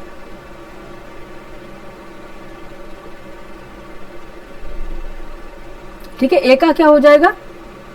2 होगा, माइक्रॉन ATMP है गुजरात। बी का 4 है टाटा PSMC फैब है, ये गुजरात धोलेरा में है, ठीक है। सी का फर्स्ट है TSAT टाटा असम में है, और SCL फॉस्कन है, ये उत्तर प्रदेश की है। SCL फॉस्कन जो कंपनी है उत्तर प्रदेश की है। तो आंसर क्या हो जाएगा? ए आंसर हो जाएगा, A 2413, 2413, ठीक है, 2413 ऑप्शन ए राइट आंसर हो जाएगा। 116 का आंसर क्या है? ए होगा, 2413, ठीक है। नेक्स्ट चलेंगे, क्वेश्चन नंबर है 117। सैन्य अभ्यास को सूची सेकंड भागीदार देश से सम्मिलित करना है और नीचे कूट से सही उत्तर का आपको चयन करना है। एक तरफ सैन्य अभ्यास, दूसरी तरफ भागीदार देश है। देख लेते हैं इसको, आइए कर लेते सम्मिलित। आंसर नीचे दिया गया, ठीक है। पहले देखते हैं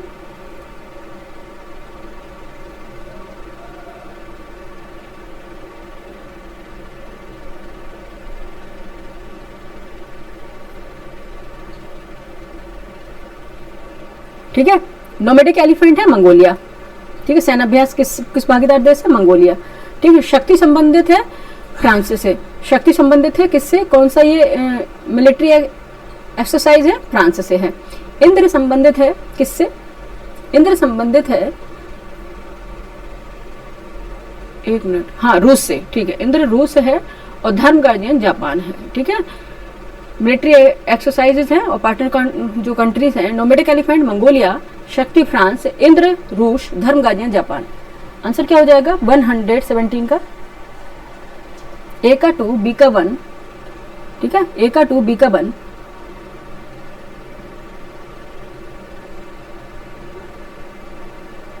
सी का 3, डी का 4, सी का 3, डी का 4, ये आंसर हो जाएगा, ठीक है। ऑप्शन ए इसका राइट आंसर है। ओहो, ऑप्शन ए इसका राइट आंसर हो जाएगा, ठीक है।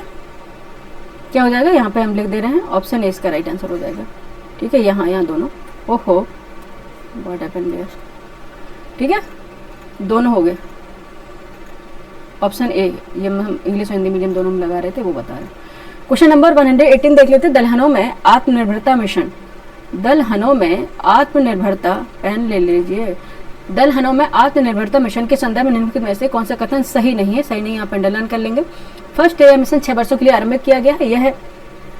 ऑप्शन बी, इसका उद्देश्य दलहनों की वैश्विक व्यापार प्रतिस्पर्धा में वृद्धि करना है और यह मिशन जलवायु अनुकूल बीजों पर बल देता है। ऑप्शन सी में दिया गया। डी में इसका एक उद्देश्य प्रोटीन की मात्रा बढ़ाना भी है। 118 का आंसर बताइए क्या हो जाएगा। The contest of the mission of the self reliance in the pulses of the following statement is not correct. This mission has been launched by the duration of 6 year. Option B is it is objective in the enhance global trade competitive of pulses. C है the mission of the also emphasize climate resistant seed. Option D है one of the objective is increase protein content. बताइए क्या हो जाएगा answer. 118 का answer क्या हो जाएगा, ठीक है। क्या आंसर हो जाएगा कि इसका उद्देश्य दलहनों की वैश्विक व्यापार प्रतिस्पर्धा में वृद्धि करना है, ठीक है। क्या है इसका उद्देश्य? Its objective is to enhance global trade competitiveness of pulses, ठीक है। बी आंसर इसका हो जाएगा, ठीक है। 118 का आंसर क्या हो जाएगा बच्चे? बी हो जाएगा, ठीक है। नेक्स्ट चलेंगे। क्वेश्चन नंबर 119 इज 19 क्या देख रहा है 119। मुझे विश्वास है कि कांग्रेस अपने विनाश की तरफ जा रही है और मेरी यह बड़ी इच्छा कि भारत में रहते हुए भी इसके शांतिप्रिय निधन के लिए सहायक बनूं, ठीक है। यह किसने लिखा था? Option A lord Lytton, lord Dufferin, lord Curzon, lord Minto, ठीक है।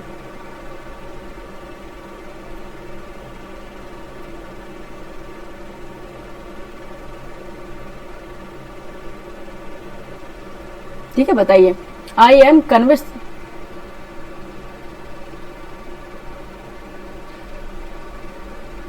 बताइए कौन सा होगा। जल्दी जल्दी करते हैं, ठीक है, अब ज्यादा नहीं पढ़ेंगे नहीं तो हो जाएगा। लॉर्ड कर्जन ने, ठीक है, लॉर्ड कर्जन ने, ऑप्शन सी हो जाएगा, ठीक है, लॉर्ड कर्जन, ठीक है। नेक्स्ट चलते हैं क्वेश्चन नंबर 120। सूची फर्स्ट को सूची सेकंड से सम्मिलित करना है और तो नीचे दिए गए कुछ उत्तर का चयन करना है। सूची फर्स्ट में व्यक्ति दिया गया, सूची सेकंड में संस्था या आंदोलन दिया गया, उससे आपको मिलाना है और फिर उसके बाद आपको सम्मिलित करके आंसर निकालना। 120 का आंसर बताइए फटाफट क्या हो जाएगा, ठीक है, ठीक है। जो खान अब्दुल गफ्फार खान है किस आंदोलन से जुड़े थे? खुदाई खिदमतगार, ये सभी जानते हैं, ठीक है। और दयानंद सरस्वती किससे थे? एक मिनट, ठीक है, एक पहले हमें जो आता है तत्वबोधिनी सभा है, देवेंद्रनाथ टैगोर है, ठीक है। राजा राम मोहन राय है, ठीक है, ये दयानंद सरस्वती है आर्य समाज से, राजा राम मोहन राय है ब्रह्म समाज से है, ठीक है। 120 आंसर क्या है? ए का थर्ड हो गया, बी का फर्स्ट हो गया, सी का क्या हो गया? फोर्थ हो गया, और डी का क्या हो गया? सेकंड हो गया। 3142 देख लेंगे, जहां पे होगा वही हमारा आंसर होगा। 3142 ये तो फर्स्ट में ही है, ऑप्शन ए इसका राइट आंसर हो जाएगा, ठीक है। ऑप्शन 120 का ए हो जाएगा राइट आंसर बच्चे, ठीक है, ए, ठीक है, ए हो जाएगा, ठीक है। दयानंद सरस्वती आर्य समाज से थे, जुड़े हुए थे। खान अब्दुल गफ्फार खान खुदाई खिदमतगार से, राजा राम मोहन राय ब्रह्म समाज से, देवेंद्रनाथ टैगोर तत्वबोधिनी सभा, ठीक है। नेक्स्ट देखते हैं 121। भारतीय राष्ट्रीय आंदोलन पर लिखी गई यंग इंडिया नामक पुस्तक की रचना किसने की थी? ठीक है, who authored the book title young India written on the Indian national movement? किसने थी? Arora Ashraf Ali, option A, option B Mohammad Iqbal, option C Bipin Chandra Pal, option D Lala Lajpat Rai. 121 का आंसर बताइए। लाला लाजपत राय, ठीक है, लाला लाजपत राय। नेक्स्ट चलेंगे question number 122। Question number 122, Bharat छोड़ो आंदोलन के संदर्भ में निम्नलिखित तथ्यों पर विचार कीजिए। ठीक है, भारत छोड़ो आंदोलन के संदर्भ में निम्नलिखित तथ्यों पर विचार करना है। यह क्रिप्स मिशन की सफलता के बाद प्रारंभ किया गया, फर्स्ट। सेकंड है, गांधी जी ने जेल से आंदोलन का नेतृत्व किया। दिए गए कुछ से विकल्प का आपको चयन करना है। 122 का आंसर बताइए। Consider following statement regarding the quit India movement. It was launch after the failure of the Cripps mission.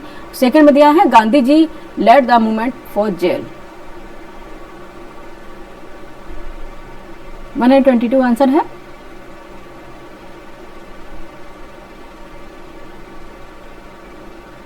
कि यह क्रिप्स मिशन की असफलता के बाद प्रारंभ किया गया है, बिल्कुल सही है। पर इसमें कहा गया गांधी जी ने जेल से आंदोलन का नेतृत्व किया, गलत है। पहले बाद में जेल गए हैं वो, ठीक है, लेकिन पहले शुरुआत जब की थी तब नहीं। तो यह क्रिप्स मिशन की सफलता के बाद प्रारंभ किया, गांधी जेल से आंदोलन का नेतृत्व किया। तो आंसर क्या हो जाएगा इसका? फिर छूट भी गए थे तुरंत ही, ठीक है। इसमें कोई उनकी लंबी जेल नहीं हुई थी। तो 122 का आंसर क्या हुआ है? ऑप्शन ए हो जाएगा, एक सत्य परंतु सेकंड असत्य। एक सत्य परंतु सेकंड असत्य, ऑप्शन ए इसका राइट आंसर हो जाएगा। 122 का आंसर ऑप्शन ए हो जाएगा, एक सत्य है परंतु फर्स्ट सत्य परंतु सेकंड असत्य। फर्स्ट सत्य परंतु सेकंड असत्य, ऑप्शन ए। क्या है? First is true but second is false. Next देखेंगे क्वेश्चन नंबर 123। बहुत जल्दी कर रहे हैं बच्चे, फिर भी लेट हो रहा है, ठीक है। क्वेश्चन नंबर 123 है, इसको पता है क्या है, जब हम इसमें चला लेते तो ये नीचे दो कथन दिए गए, 123 में है, नीचे दो कथन दिए गए जिसमें से एक को अपकथन ए था, दूसरे कारण आर कहा गया। आर कहा कह रहे हैं, बताए क्या है बताए। अभिकथन है, हाय राम। अभिकथन ए, भारत में पश्चिमी तट की तुलना में पूर्वी तट में धान का उत्पादन अधिक होता है।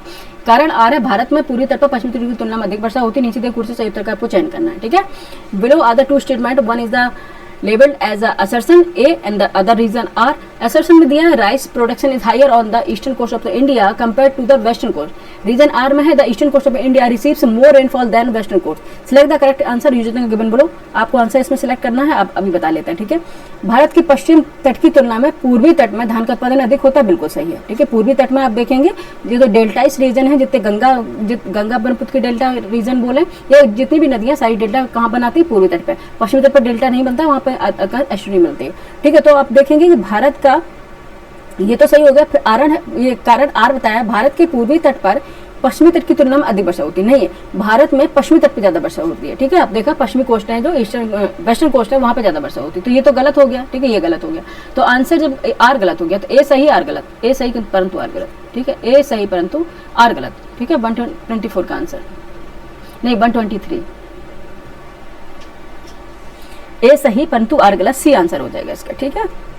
सी आंसर हो जाएगा, A is true but R is false. Next चलेंगे, सी लगाया क्या हमने? अरे पहली बार मिस्टेक कर रहे हैं, हमेशा करते हैं। क्वेश्चन नंबर 124 देख लेते हैं। हाल ही में मृदा स्वास्थ्य कार्ड योजना SSCS के 10 वर्ष पूर्ण हुए हैं। इसके संदर्भ में निम्नलिखित तथ्यों पर आपको विचार करना है। फर्स्ट है, यह योजना केंद्र सरकार की राष्ट्रीय कृषि विकास योजना RKVY का मूल घटक है। सेकंड है, वर्ष 2022-23 से इसे मृदा स्वास्थ्य एवं उर्वरता नामक घटक के रूप में RKVY में सम्मिलित किया गया। थर्ड है, इस योजना के अंतर्गत कार्ड पर मृदा में उपस्थित सभी जैविक गुणों एवं सूक्ष्म जीवों की उपस्थिति का भी आकलन किया जाता है। फोर्थ, इसे भौगोलिक सूचना प्रणाली GIS के साथ एकीकृत किया गया। उपरोक्त में से कौन से कथन सही आपको बताना है? 124 का आंसर बताइए फटाफट, क्या हो जाएगा?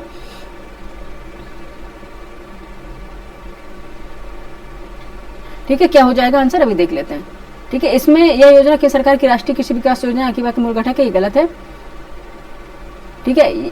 इसमें देखा वर्ष 2022-23 में से मृदा स्वास्थ्य एवं उर्वरता नामक घटक के रूप में RKVY में सम्मिलित किया गया, ये सही है। और इसमें बताया गया इस योजना के अंतर्गत कार्ड जैविक गुणों का आकलन किया जाता है, गलत है। फोर्थ है, इस भौगोलिक सूचना प्रणाली GIS के साथ एकीकृत किया जाता है, बिल्कुल सही है। तो 2 और 4 सही है, वही आंसर हो जाएगा, option A. Option A 2 and 4, 2 and 4। 124 का आंसर बताइए, 2 and 4, ठीक है। नेक्स्ट चलते क्वेश्चन नंबर 125। क्वेश्चन नंबर 125 है, निम्न में से कौन सीमेंट का मुख्य संगठक है? Which of the following is the main component of cement? Option A gypsum, option B चूना पत्थर लाइमस्टोन, ऑप्शन सी राख या ऐश, ऑप्शन डी मटियार क्ले सॉइल या मटियार भी बोलते हैं इसको। बताइए क्या हो जाएगा? 125 का आंसर बताइए फटाफट, हरी अप, ठीक है। क्या हो जाएगा? लाइमस्टोन, चूना पत्थर। मेन कंपोनेंट्स क्या होता है सीमेंट का? चूना पत्थर limestone, option B is the right answer of this question. ठीक है, लाइमस्टोन। नेक्स्ट चलते हैं क्वेश्चन नंबर 126। हाल ही में कार्बन क्रेडिट ट्रेडिंग योजना CCTS के संदर्भ में भारत के निम्नलिखित लक्ष्यों पर आपको विचार करना है। फर्स्ट है, पेरिस जलवायु समझौते के तहत भारत ने 2030 तक ग्रीन हाउस गैस GHG उत्सर्जन की तीव्रता में 45% की कमी का लक्ष्य रखा। ठीक है। सेकंड है, 2030 तक कुल स्थापित विद्युत उत्पादन क्षमता का 50% गैर जीवाश्म ऊर्जा स्रोत जैसे कि सौर, पवन, जल विद्युत आदि से प्राप्त करने का लक्ष्य। थर्ड है, नेट जीरो कार्बन उत्सर्जन लक्ष्य भारत के 2070 तक प्राप्त करने का लक्ष्य रखा गया है। भारत सरकार ने सभी फोर्थ है, भारत सरकार ने सभी MSME इकाइयों को CCTS के अंतर्गत लाने का अनिवार्य निर्णय लिया गया है। ठीक है, यहाँ पे ये गलत हो जा रहा है पहली से। ठीक है, क्या हो जाएगा ये, under the Paris climate according India has set a target reduce the intensity of green house gas GHG emission by 45% by 2030। ठीक है, ये सही है। नेक्स्ट है, by 2030 India aims to achieve 50% of this total installed power generation capacity for man from non fossil fuel sources such as solar, wind, hydro power electricity. ठीक है, ये भी सही है। थर्ड है, net zero India has achieve to net zero carbon emission by the year 2070, ये भी सही है। लेकिन इन्होंने यहाँ आके गलत कर दिया कि the government of India has made it mandatory, mandatory नहीं है। ठीक है, नॉट मैंडेटरी, अनिवार्य नहीं किया गया है। ठीक है, ये गलत होगा। जहाँ मैंडेटरी होगा, ठीक है, वहाँ अधिकांश, जहाँ पे ऑनली होगा, मैंडेटरी होगा, ठीक है, इन चीज़ों में आपको सतर्क हो जाना, वहाँ क्वेश्चन जरूर गलत होगा। ओनली 1, 2, 3 सही हो जाएगा। तो देख लेते किस में हो जाएगा, कौन सा क्वेश्चन था बच्चे, 126। 126 का आंसर हो जाएगा केवल 1, 2, 3 सही होगा, ऑप्शन ए। ऑप्शन ए इसका राइट आंसर हो जाएगा। ठीक है, फोर्थ क्वेश्चन गलत हो गया था ना। 126 का आंसर क्या हो जाएगा बच्चे, केवल 1, 2, 3 है, ऑप्शन ए इसका राइट आंसर हो जाएगा। ठीक है, नेक्स्ट चलते हैं क्वेश्चन नंबर 127। फटाफट करते हैं, फटाफट। ठीक है, क्वेश्चन नंबर 127। सूची फर्स्ट को सूची सेकंड से सम्मिलित कीजिए। नीचे दिए कूट का प्रयोग करके सही उत्तर को चुनना है। एक बात चक्रवात ये साइक्लोन है, साइक्लोन के नेम्स दिए गए, दूसरी तरफ उसके कॉरेस्पॉन्डिंग रीजन दिए गए, संबंधित क्षेत्र दिए गए। विली, हरिकेन, टाइफून, बागियो आपको संबंधित बताना किससे किससे हैं। ठीक है, आइए देख लेते हैं। विली सबको ही जानता है, ऑस्ट्रेलिया से, सब बच्चे भाई बताएं। हरिकेन संयुक्त राज्य अमेरिका से, टाइफून चीन से है, बागियो फिलीपींस से। बताइए किससे हो जाएगा, 1, 2, 3, 4, 1, 2, 3, 4, 1, 2, 3, 4। Option A is right answer. ठीक है, option A is right answer. 127 का क्या आंसर हो जाएगा बच्चे, एक मिनट, क्या कर गए हम, अरे 1 मिनट, जल्दबाजी में देखो, जल्दबाजी में मिस्टेक कर गए। कोई बात नहीं बच्चे, अभी देख ले रहे हैं। हम मिलाए सही थे लेकिन लगा गलत दिया आंसर। ठीक है, हाँ ठीक है, क्या हो गया आंसर, बिली 2 आ गया, पहले 2, फिर 2 और फिर 1, फिर 3, 4, 2, 1, 3, 4, 2, 1, 3, 4 भी होगा। ठीक है, ये क्या लगाए थे लेकिन वो थोड़ा जल्दबाजी में आंसर गलत लगा दिया। ठीक है, 2, 1, 3, 4। 127 का आंसर क्या हो जाएगा, 2, 1, 3, 4 बी हो गया, 2, 1, 3, 4। ठीक है, बिली ऑस्ट्रेलिया, हरिकेन संयुक्त राज्य अमेरिका, टाइफून चीन, बागियो फिलीपींस। ठीक है, इनके नाम है चक्रवातों के। नेक्स्ट देखिए क्वेश्चन नंबर 128। क्वेश्चन नंबर 128, निम्नलिखित कथनों पर विचार करना। भूमध्यरेखीय क्षेत्रों में, फर्स्ट है, भूमध्यरेखीय क्षेत्रों में वर्ष से 4 भूमध्यरेखीय जो इंग्लिश में पढ़ लेते हैं, the equatorial region the year in divided into 4 main region season. ठीक है, आपको बताना, फर्स्ट भूमध्यवर्ती क्षेत्रों में वर्ष 4 मुख्य ऋतुओं में विभाजित होते हैं। सेकंड, भूमध्यसागरीय क्षेत्रों में गर्मी में अधिक वर्षा होती है। थर्ड है, चीन की तरह जलवायु में पूरे वर्ष वर्षा होती है। फोर्थ है, उष्णकटिबंधीय उच्च भूमियां विभिन्न जलवायु के उधर अनुच्छेद वर्गीकरण को प्रदर्शित करती है। उपयुक्त में से कौन सा कहता है सही, आपको बताना, option A, option B, option C, option D. ठीक है, in equatorial region the year in divided into 4 main season, first है। सेकंड है, in the Mediterranean region rainfall in high during the summer. Third है, in China type climate rainfalls across occur throughout the year. Fourth है, tropical highland exhibit vertical zonation of the various climate type. बताइए which of the above statements are correct. ठीक है, सब obvious है। इसमें बताया भूमध्यसागरीय क्षेत्रों में गर्मियों में अधिक वर्षा होती है, गलत है, यहाँ तो विंटर सीजन में वर्षा होती है। 2 गलत है, काट दीजिए। सेकंड जहाँ पे याद दिया, यहाँ पे दिया है, यहाँ पे दिया नहीं होगा। एलिमिनेशन प्रोसेस हमने यूज कर लिया, ऑप्शन डी निकल आया। ठीक है, ऑप्शन डी आंसर निकल आया। ठीक है, 128 का आंसर क्या है बच्चे, डी, 3 और 4। ठीक है, एलिमिनेशन प्रोसेस यूज कर लिए, जो हमें पता था फिर आंसर हमने इसे निकाल लिया। नेक्स्ट चलते क्वेश्चन नंबर 129। क्वेश्चन नंबर 129 निम्नलिखित में से कौन सी महासागरीय धारा उष्णिक करंट की बात हो रही, निम्नलिखित में से कौन सी महासागरीय धारा दक्षिण अटलांटिक महासागर में ठंडी धारा के रूप में प्रवाहित होती है। Which of the following ocean currents flow as a cold current in the south Atlantic ocean. बताइए, फर्स्ट है ब्राजील धारा, ऑप्शन बी एक बेंगलोर धारा, option C Gulf Stream, option D Kuroshio. Brazil धारा गर्म है बच्चे, काट दो। गल्फ स्ट्रीम गर्म धारा है, काट दो। क्रोशियो धारा है, गर्म है, काट दो। ठीक है, बेंगलोर धारा एक ठंडी धारा है, और ये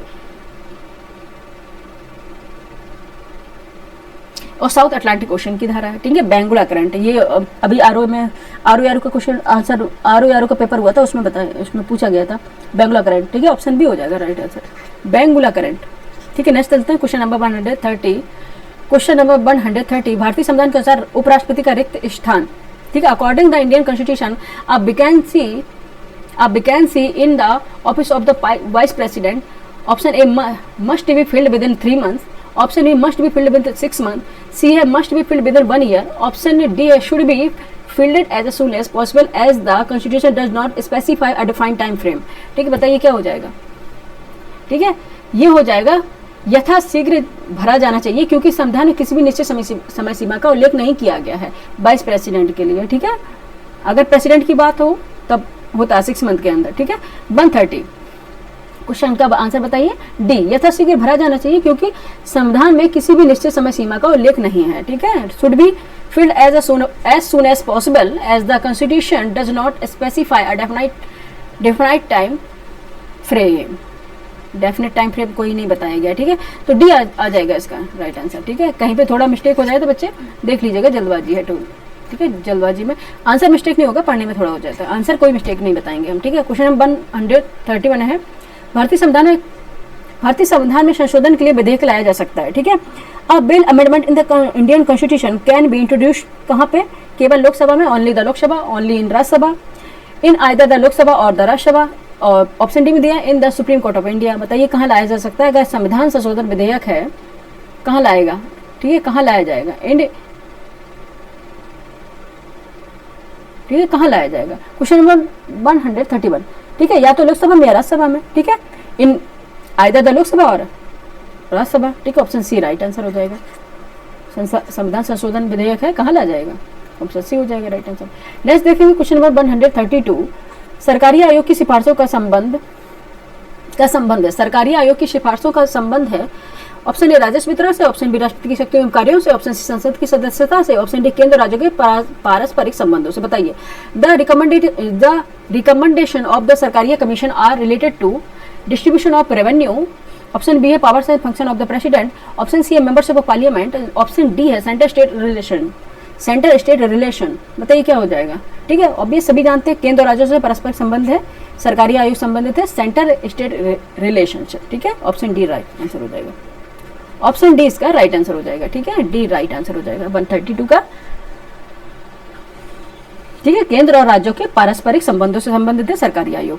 नेक्स्ट देखिए क्वेश्चन नंबर 133, सूची फर्स्ट है संवैधानिक प्रावधान है, और सूची सेकंड में संबंधित उसके विषय सम्मिलित करना है आपको, उसके बाद आपको उत्तर देना है। ठीक है, match list first constitutional provision with list the related subject and select the correct answer using the given below. ठीक है, आइए देख लेते हैं संवैधानिक प्रावधान और उनके उसको। 131 अनुच्छेद 131 है, अनुच्छेद 32, अनुच्छेद 50, अनुच्छेद आपको जो पहले आता है हम वो कर लेते हैं, जो पहले आता है वो कर लेते हैं। ठीक है, 360 वित्तीय आपातकाल से फाइनेंशियल इमरजेंसी से संबंधित है, लगा लेते हैं। ठीक है, डी का 4 हो गया।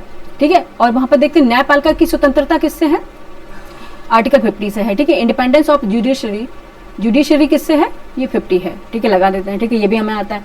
32 किसके है, आर्टिकल 32। ठीक है, प्रोटेक्शन ऑफ फंडामेंटल राइट्स, ये भी हमें पता है। ठीक है, इसे भी हम लगा लेते हैं। ठीक है, अब बचा क्या है, एक 131 हमें नहीं आ रहा था ना, तो बचा एक, हमने पहले लगा दिए, तो ऑब्वियसली ये आंसर क्या हो जाएगा, 131 किससे हो जाएगा। ठीक है, जुडिक्शन over inter governmental legal dispute. ठीक है, नेक्स्ट हो जाएगा, ये होगा 131 इज रिलेटेड टू। अब आइए हम सम्मिलित कर लेते हैं। ए का क्या हो गया 2, बी का फर्स्ट, सी का 3, डी का 4, 2 1 3 4 जहाँ होगा वही हमारा आंसर हो जाएगा। ठीक है, 2 1 3 4 ऑप्शन ए हो जाएगा राइट आंसर। ठीक है, option A is the right answer of this question, option A. ठीक है, आंसर 133 का बताइए फटाफट बच्चे, ऑप्शन ए हो गया ना। 133 का ए, ऑप्शन ए 2 1 3 4। ओके सही है, ठीक है। नेक्स्ट देखेंगे क्वेश्चन नंबर 134, 134, ठीक है। हाँ ठीक है, 134, suppose the government of India blacklist an NGO under the foreign constitution regulation act FCRA on the ground of the threatening in unity of the nation in such as case which the constitution remedy can the NGO use, ठीक है। First है writ petition under article 32, option B special leave petition in parliament, special option C होगा special pardon from the president, option D होगा appeal based on directive principle of state policy. बताइए क्या हो जाएगा। मान लीजिए भारत सरकार किसी एनजीओ को विदेशी अंशदान विनिमय अधिनियम FCRA के तहत देश की एकता को खतरे में डालने के आरोप में ब्लैकलिस्ट करती है। ऐसे में वह एनजीओ की संवैधानिक उपचार का उपयोग कर सकता है।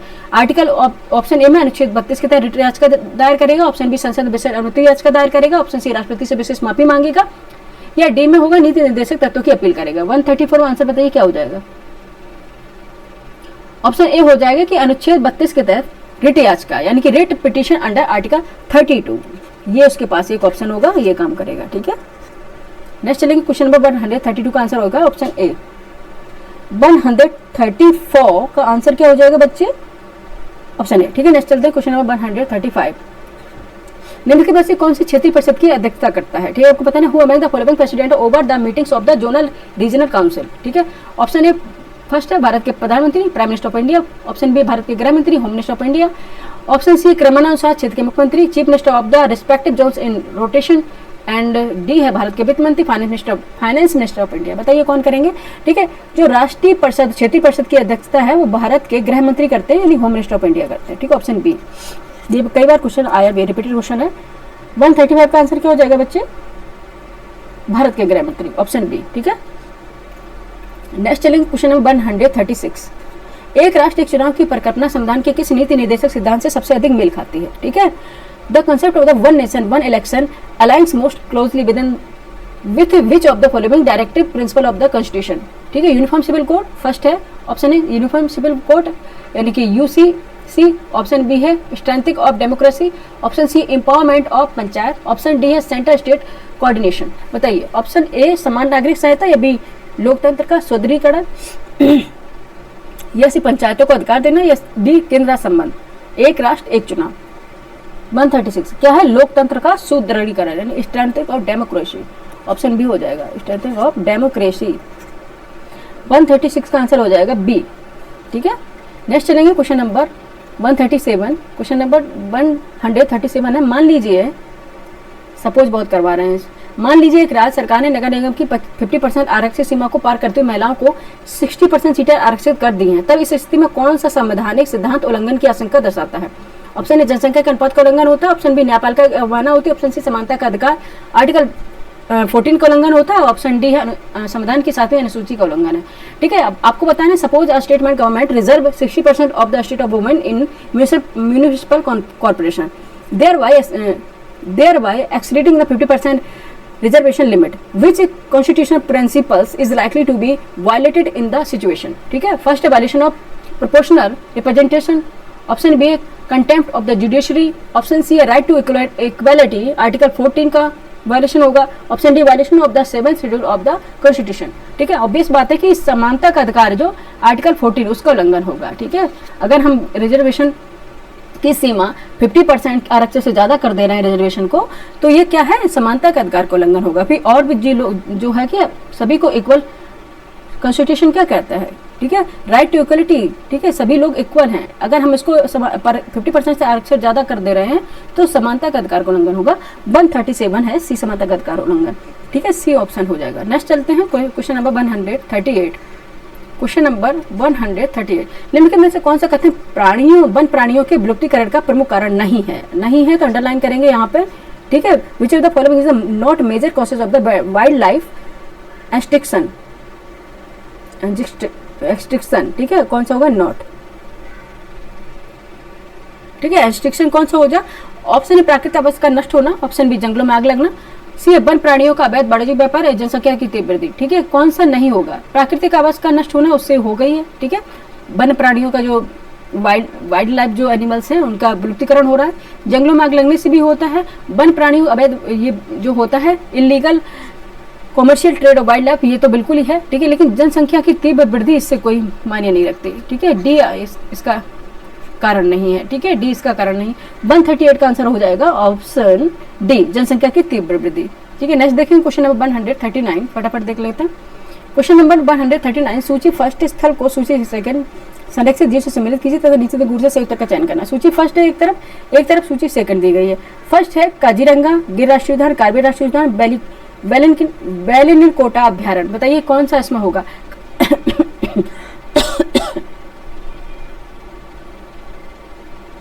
ठीक है, काजीरंगा राष्ट्रीय उद्यान है, वन हॉर्न राइनोसोरस से संबंधित है। गिर राष्ट्रीय उद्यान एशियाई यानी कि एशियाटिक लॉयन से संबंधित है। कार्बेट राष्ट्रीय उद्यान है, वहां पे रॉयल बंगाल टाइगर्स यानी कि रॉयल बंगाल टाइगर से संबंधित है। बेलिनकोटा अभ्यारण्य है, वो सिलेंडर यानी कि सिलेंडर लॉरिस जीव से संबंधित है, ठीक है। तो क्या हो जाएगा 1 2 3 4 सीधे सुमेलित है, 1 2 3 4 ए है इसका राइट आंसर, ठीक है, ए राइट आंसर हो जाएगा 1 2 3 4। 139 का आंसर हो जाएगा ऑप्शन ए, ठीक है। नेक्स्ट चलेंगे क्वेश्चन नंबर 140, फटाफट करेंगे। क्वेश्चन नंबर 140 है, निम्नलिखित में से कौन सा एक पारिस्थितिक तंत्र सेवा नहीं है। निम्नलिखित में से कौन सा एक पारिस्थितिक तंत्र सेवा नहीं है। फर्स्ट है एक परागण, बी है खाद्य उत्पादन, सी है सौर ऊर्जा उत्पादन, डी है जल शोधन, ठीक है। Which of the following is not ecosystem service. Ecosystem service, pollination, food production, solar energy generation, water purification, बताइए कौन सा नहीं होगा। 140 का आंसर बताइए कौन सा नहीं होगा। सौर ऊर्जा उत्पादन यानी कि सौर ऊर्जा उत्पादन यानी कि सोलर एनर्जी जनरेशन, ये इसका सेवा नहीं है। परागण है, खाद्य उत्पादन है, जल शोधन भी है, ठीक है, पर सी नहीं है। ऑप्शन सी इसका राइट आंसर। 140 का आंसर हो जाएगा ऑप्शन सी, ठीक है। 10 क्वेश्चन बकाया है, जल्दी से कर लेते हैं। क्वेश्चन नंबर 141, नीचे दो कथन दिए जिनमें से एक अभिकथन ए तथा दूसरे कारण आर कहा गया। अभिकथन ए, एक धातु तार का तापक्रम बढ़ जाता है जब उसके बीच से विद्युत धारा प्रवाहित की जाती है। कारण आर है, धातु तारों के पारस्परिक संगठन यानी कि कॉलिजन से ऊष्मा ऊर्जा का मोचन होता है, ठीक है। आपको बताना है two statement are given below, one लेवल as assertion and second reason. Assertion है the temperature of the metallic wire increase when electric current is passes through it. Reason R है heat energy is release due to collision among metal atoms, ठीक है। आपको बताना 141 का answer क्या हो जाएगा। 140 का आंसर, ठीक है, ए सही है, विद्युत धारा प्रवाहित हो जाती है, बढ़ जाती है, लेकिन धातु अणु के पारस्परिक संगठन से ऊष्मा ऊर्जा का मोचन होता है, ये नहीं है, ठीक है, ये गलत है।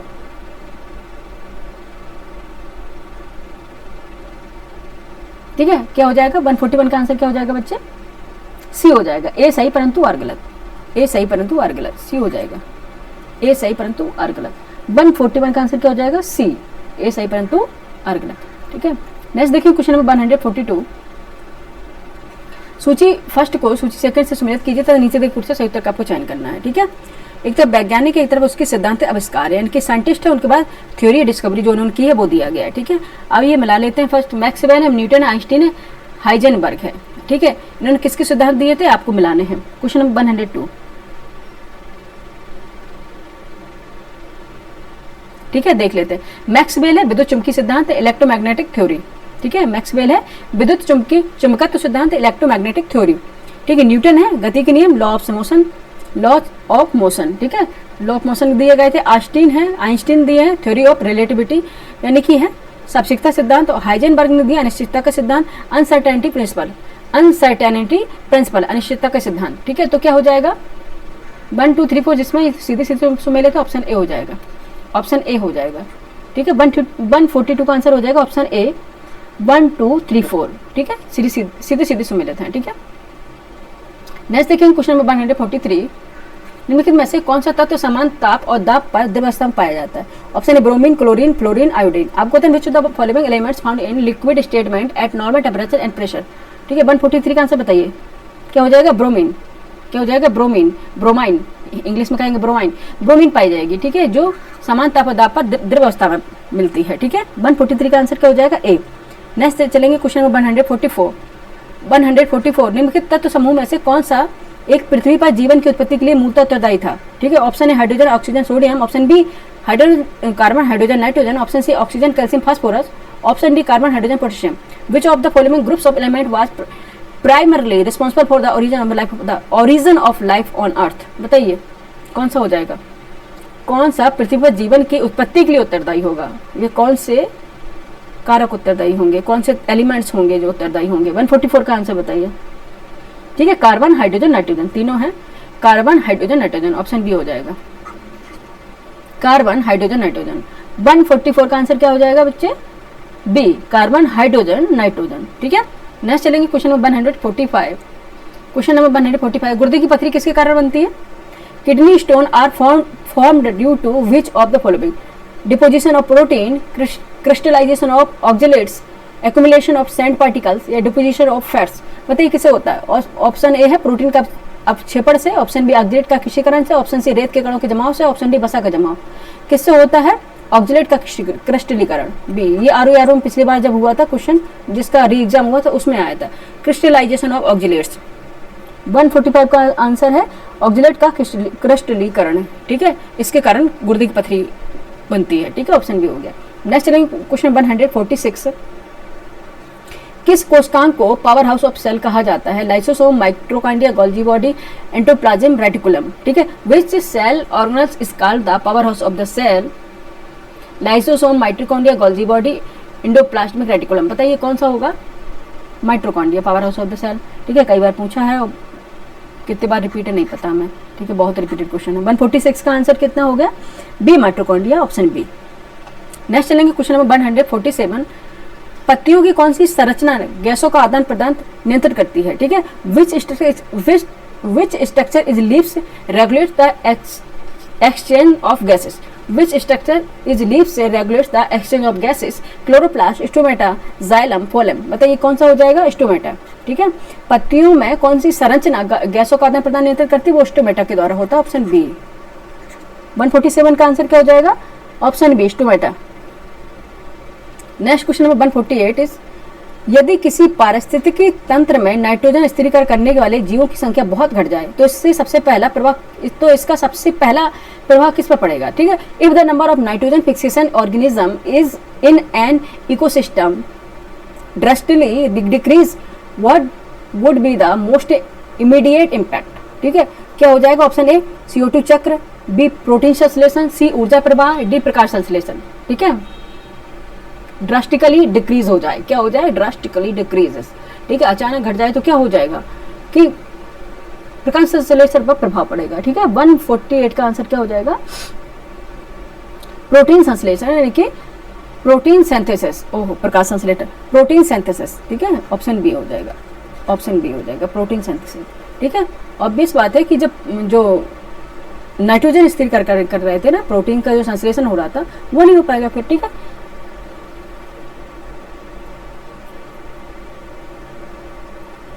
ठीक है, प्रोटीन सिंथेसिस नहीं हो पाएगा, ऑप्शन बी हो जाएगा राइट आंसर। ठीक है, नेक्स्ट चलेंगे क्वेश्चन नंबर 149 देख लेते क्या है। उत्तर प्रदेश दिवस किस तिथि को मनाया जाता है। ठीक है, on which date in Uttar Pradesh day celebrated. ठीक है, ऑप्शन ए 25 जनवरी, ऑप्शन बी 23 जनवरी, ऑप्शन सी 26 जनवरी, ऑप्शन डी 24 जनवरी। 24 जनवरी को मनाया जाता है। ठीक है, सब जानते हैं 24 जनवरी को उत्तर प्रदेश दिवस मनाया जाता है। ठीक है, ठीक है, 24 जनवरी। नेक्स्ट क्वेश्चन और हमारा लास्ट क्वेश्चन आज का 150। ठीक है, हमने जंग जीत ली। ठीक है, क्या है, ODOP योजना के संदर्भ में निम्नलिखित में से कौन से कथन सही हैं, आपको बताना है। फर्स्ट है, इसका उद्देश्य हर जिले के पारंपरिक उत्पाद को वैश्विक पहचान देना है। सेकंड है, इसकी शुरुआत उत्तर प्रदेश से हुई थी। थर्ड है, यह भारत सरकार की योजना। बताइए, इसी तरह कुछ से सही उत्तर का चयन करना है आपको। ऑप्शन ए केवल 1 2, ऑप्शन बी केवल 2 3, ऑप्शन सी केवल 1 3, ऑप्शन डी 1 2 3। ठीक है, 150 का आंसर बताइए। ठीक है, इसका उद्देश्य हर जिले को पारंपरिक उत्पाद को वैश्विक पहचान देना, बिल्कुल सही है। इसकी शुरुआत उत्तर प्रदेश से हुई थी, लेकिन इसमें बताया भारत सरकार की योजना नहीं है, यह राज्य सरकार की योजना है। Regarding the ODOP, one district, one product scheme, consider the following statement. Its objective is to giving global recognition to the traditional product of every district. Second, it was initiated in Uttar Pradesh. ठीक है, third है, it is scheme of government of India, it is a scheme of the government of India, ना ये है state of India, ठीक है। It is a scheme of the state of India, ठीक है। It was initiated in Uttar Pradesh, it was initiated in Uttar Pradesh, ठीक है। ये दोनों ही सही है। इंग्लिश का वर्जन देखते तो तब समझ में आता है, ये गलत हो जाएगा, ठीक है। तो फिर क्या आंसर हो जाएगा अपना 1 और 2, थर्ड गलत हो गया, थर्ड काट दीजिए, एलिमिनेशन प्रोसेस यूज कर लेते हैं, ठीक है। ऑप्शन ए हो जाएगा, ऑप्शन ए राइट आंसर हो जाएगा, केवल 1 2, ठीक है, ठीक है। यहाँ पे हमने जंग जीत ली हम लोगों ने मिलके, आपने हमारा साथ दिया, तो जल्दी से हमने क्वेश्चन कर भी लिए, ठीक है। 150 क्वेश्चन यहाँ पे कंप्लीट हो गया, और यहाँ से यहाँ के साथ ही हमारा जो फर्स्ट टेस्ट है घटना चक्र का सायस ने जो निकाला वो भी कंप्लीट हो गया, ठीक है। अब हम सेकंड टेस्ट के साथ आएंगे कल, ठीक है। एक्चुअली कल ही क्लास नहीं हो पाई, एक्चुअली मेरी कुछ तबीयत ठीक नहीं थी, ठीक है, इसलिए क्लास कल नहीं ले पाए। कल हम फिर लेंगे, क्योंकि टेस्ट रेगुलर ही रखेंगे। और आप जरूर कीजिए, टेस्ट करते हैं तो आपकी माइंड खुलता है, आपको जो पेपर है उसको किस तरह से सॉल्व करें वो आपकी मतलब माइंड एनालिसिस करने लग जाता है। अगर उसी दिन आप करेंगे तो फिर आप परिणाम तो आप फिर खुद ही जानेंगे, ठीक है। तो आपको ये क्लास कैसी लगी, लाइक कीजिए, सब्सक्राइब कीजिए, शेयर कीजिए, लोगों को जोड़िए। अच्छा से अच्छा कंटेंट चाहिए है तो आपको सब्सक्राइब करने पड़ेंगे, ठीक है, बढ़ाने पड़ेंगे। ये डिपेंड ऑन यू कि हम कितना अच्छा मैटर लेके आए, ठीक है। बाकी आप नहीं कहेंगे तो भी, क्योंकि अपना काम अच्छे से अच्छा कंटेंट लेके तो आना है, ठीक है। अभी ऑफलाइन अगर हम पढ़ाने लग गए ना तो फिर मेरे पास टाइम फिर इतना नहीं रहेगा, ठीक है। Thank you for watching. ये क्लास कैसी लगी ज़रूर बताएं, और बाकी सारे जो भी सब्जेक्ट हैं आप करते रहिए, बीच बीच में हम 10-15 मिनट की क्लास लेके आते रहेंगे। जो भी सभी सब्जेक्ट में जीएस के ऑल सब्जेक्ट होंगे, जो इंपॉर्टेंट टॉपिक रहेंगे वो लेके आएंगे, ठीक है। Thank you for watching.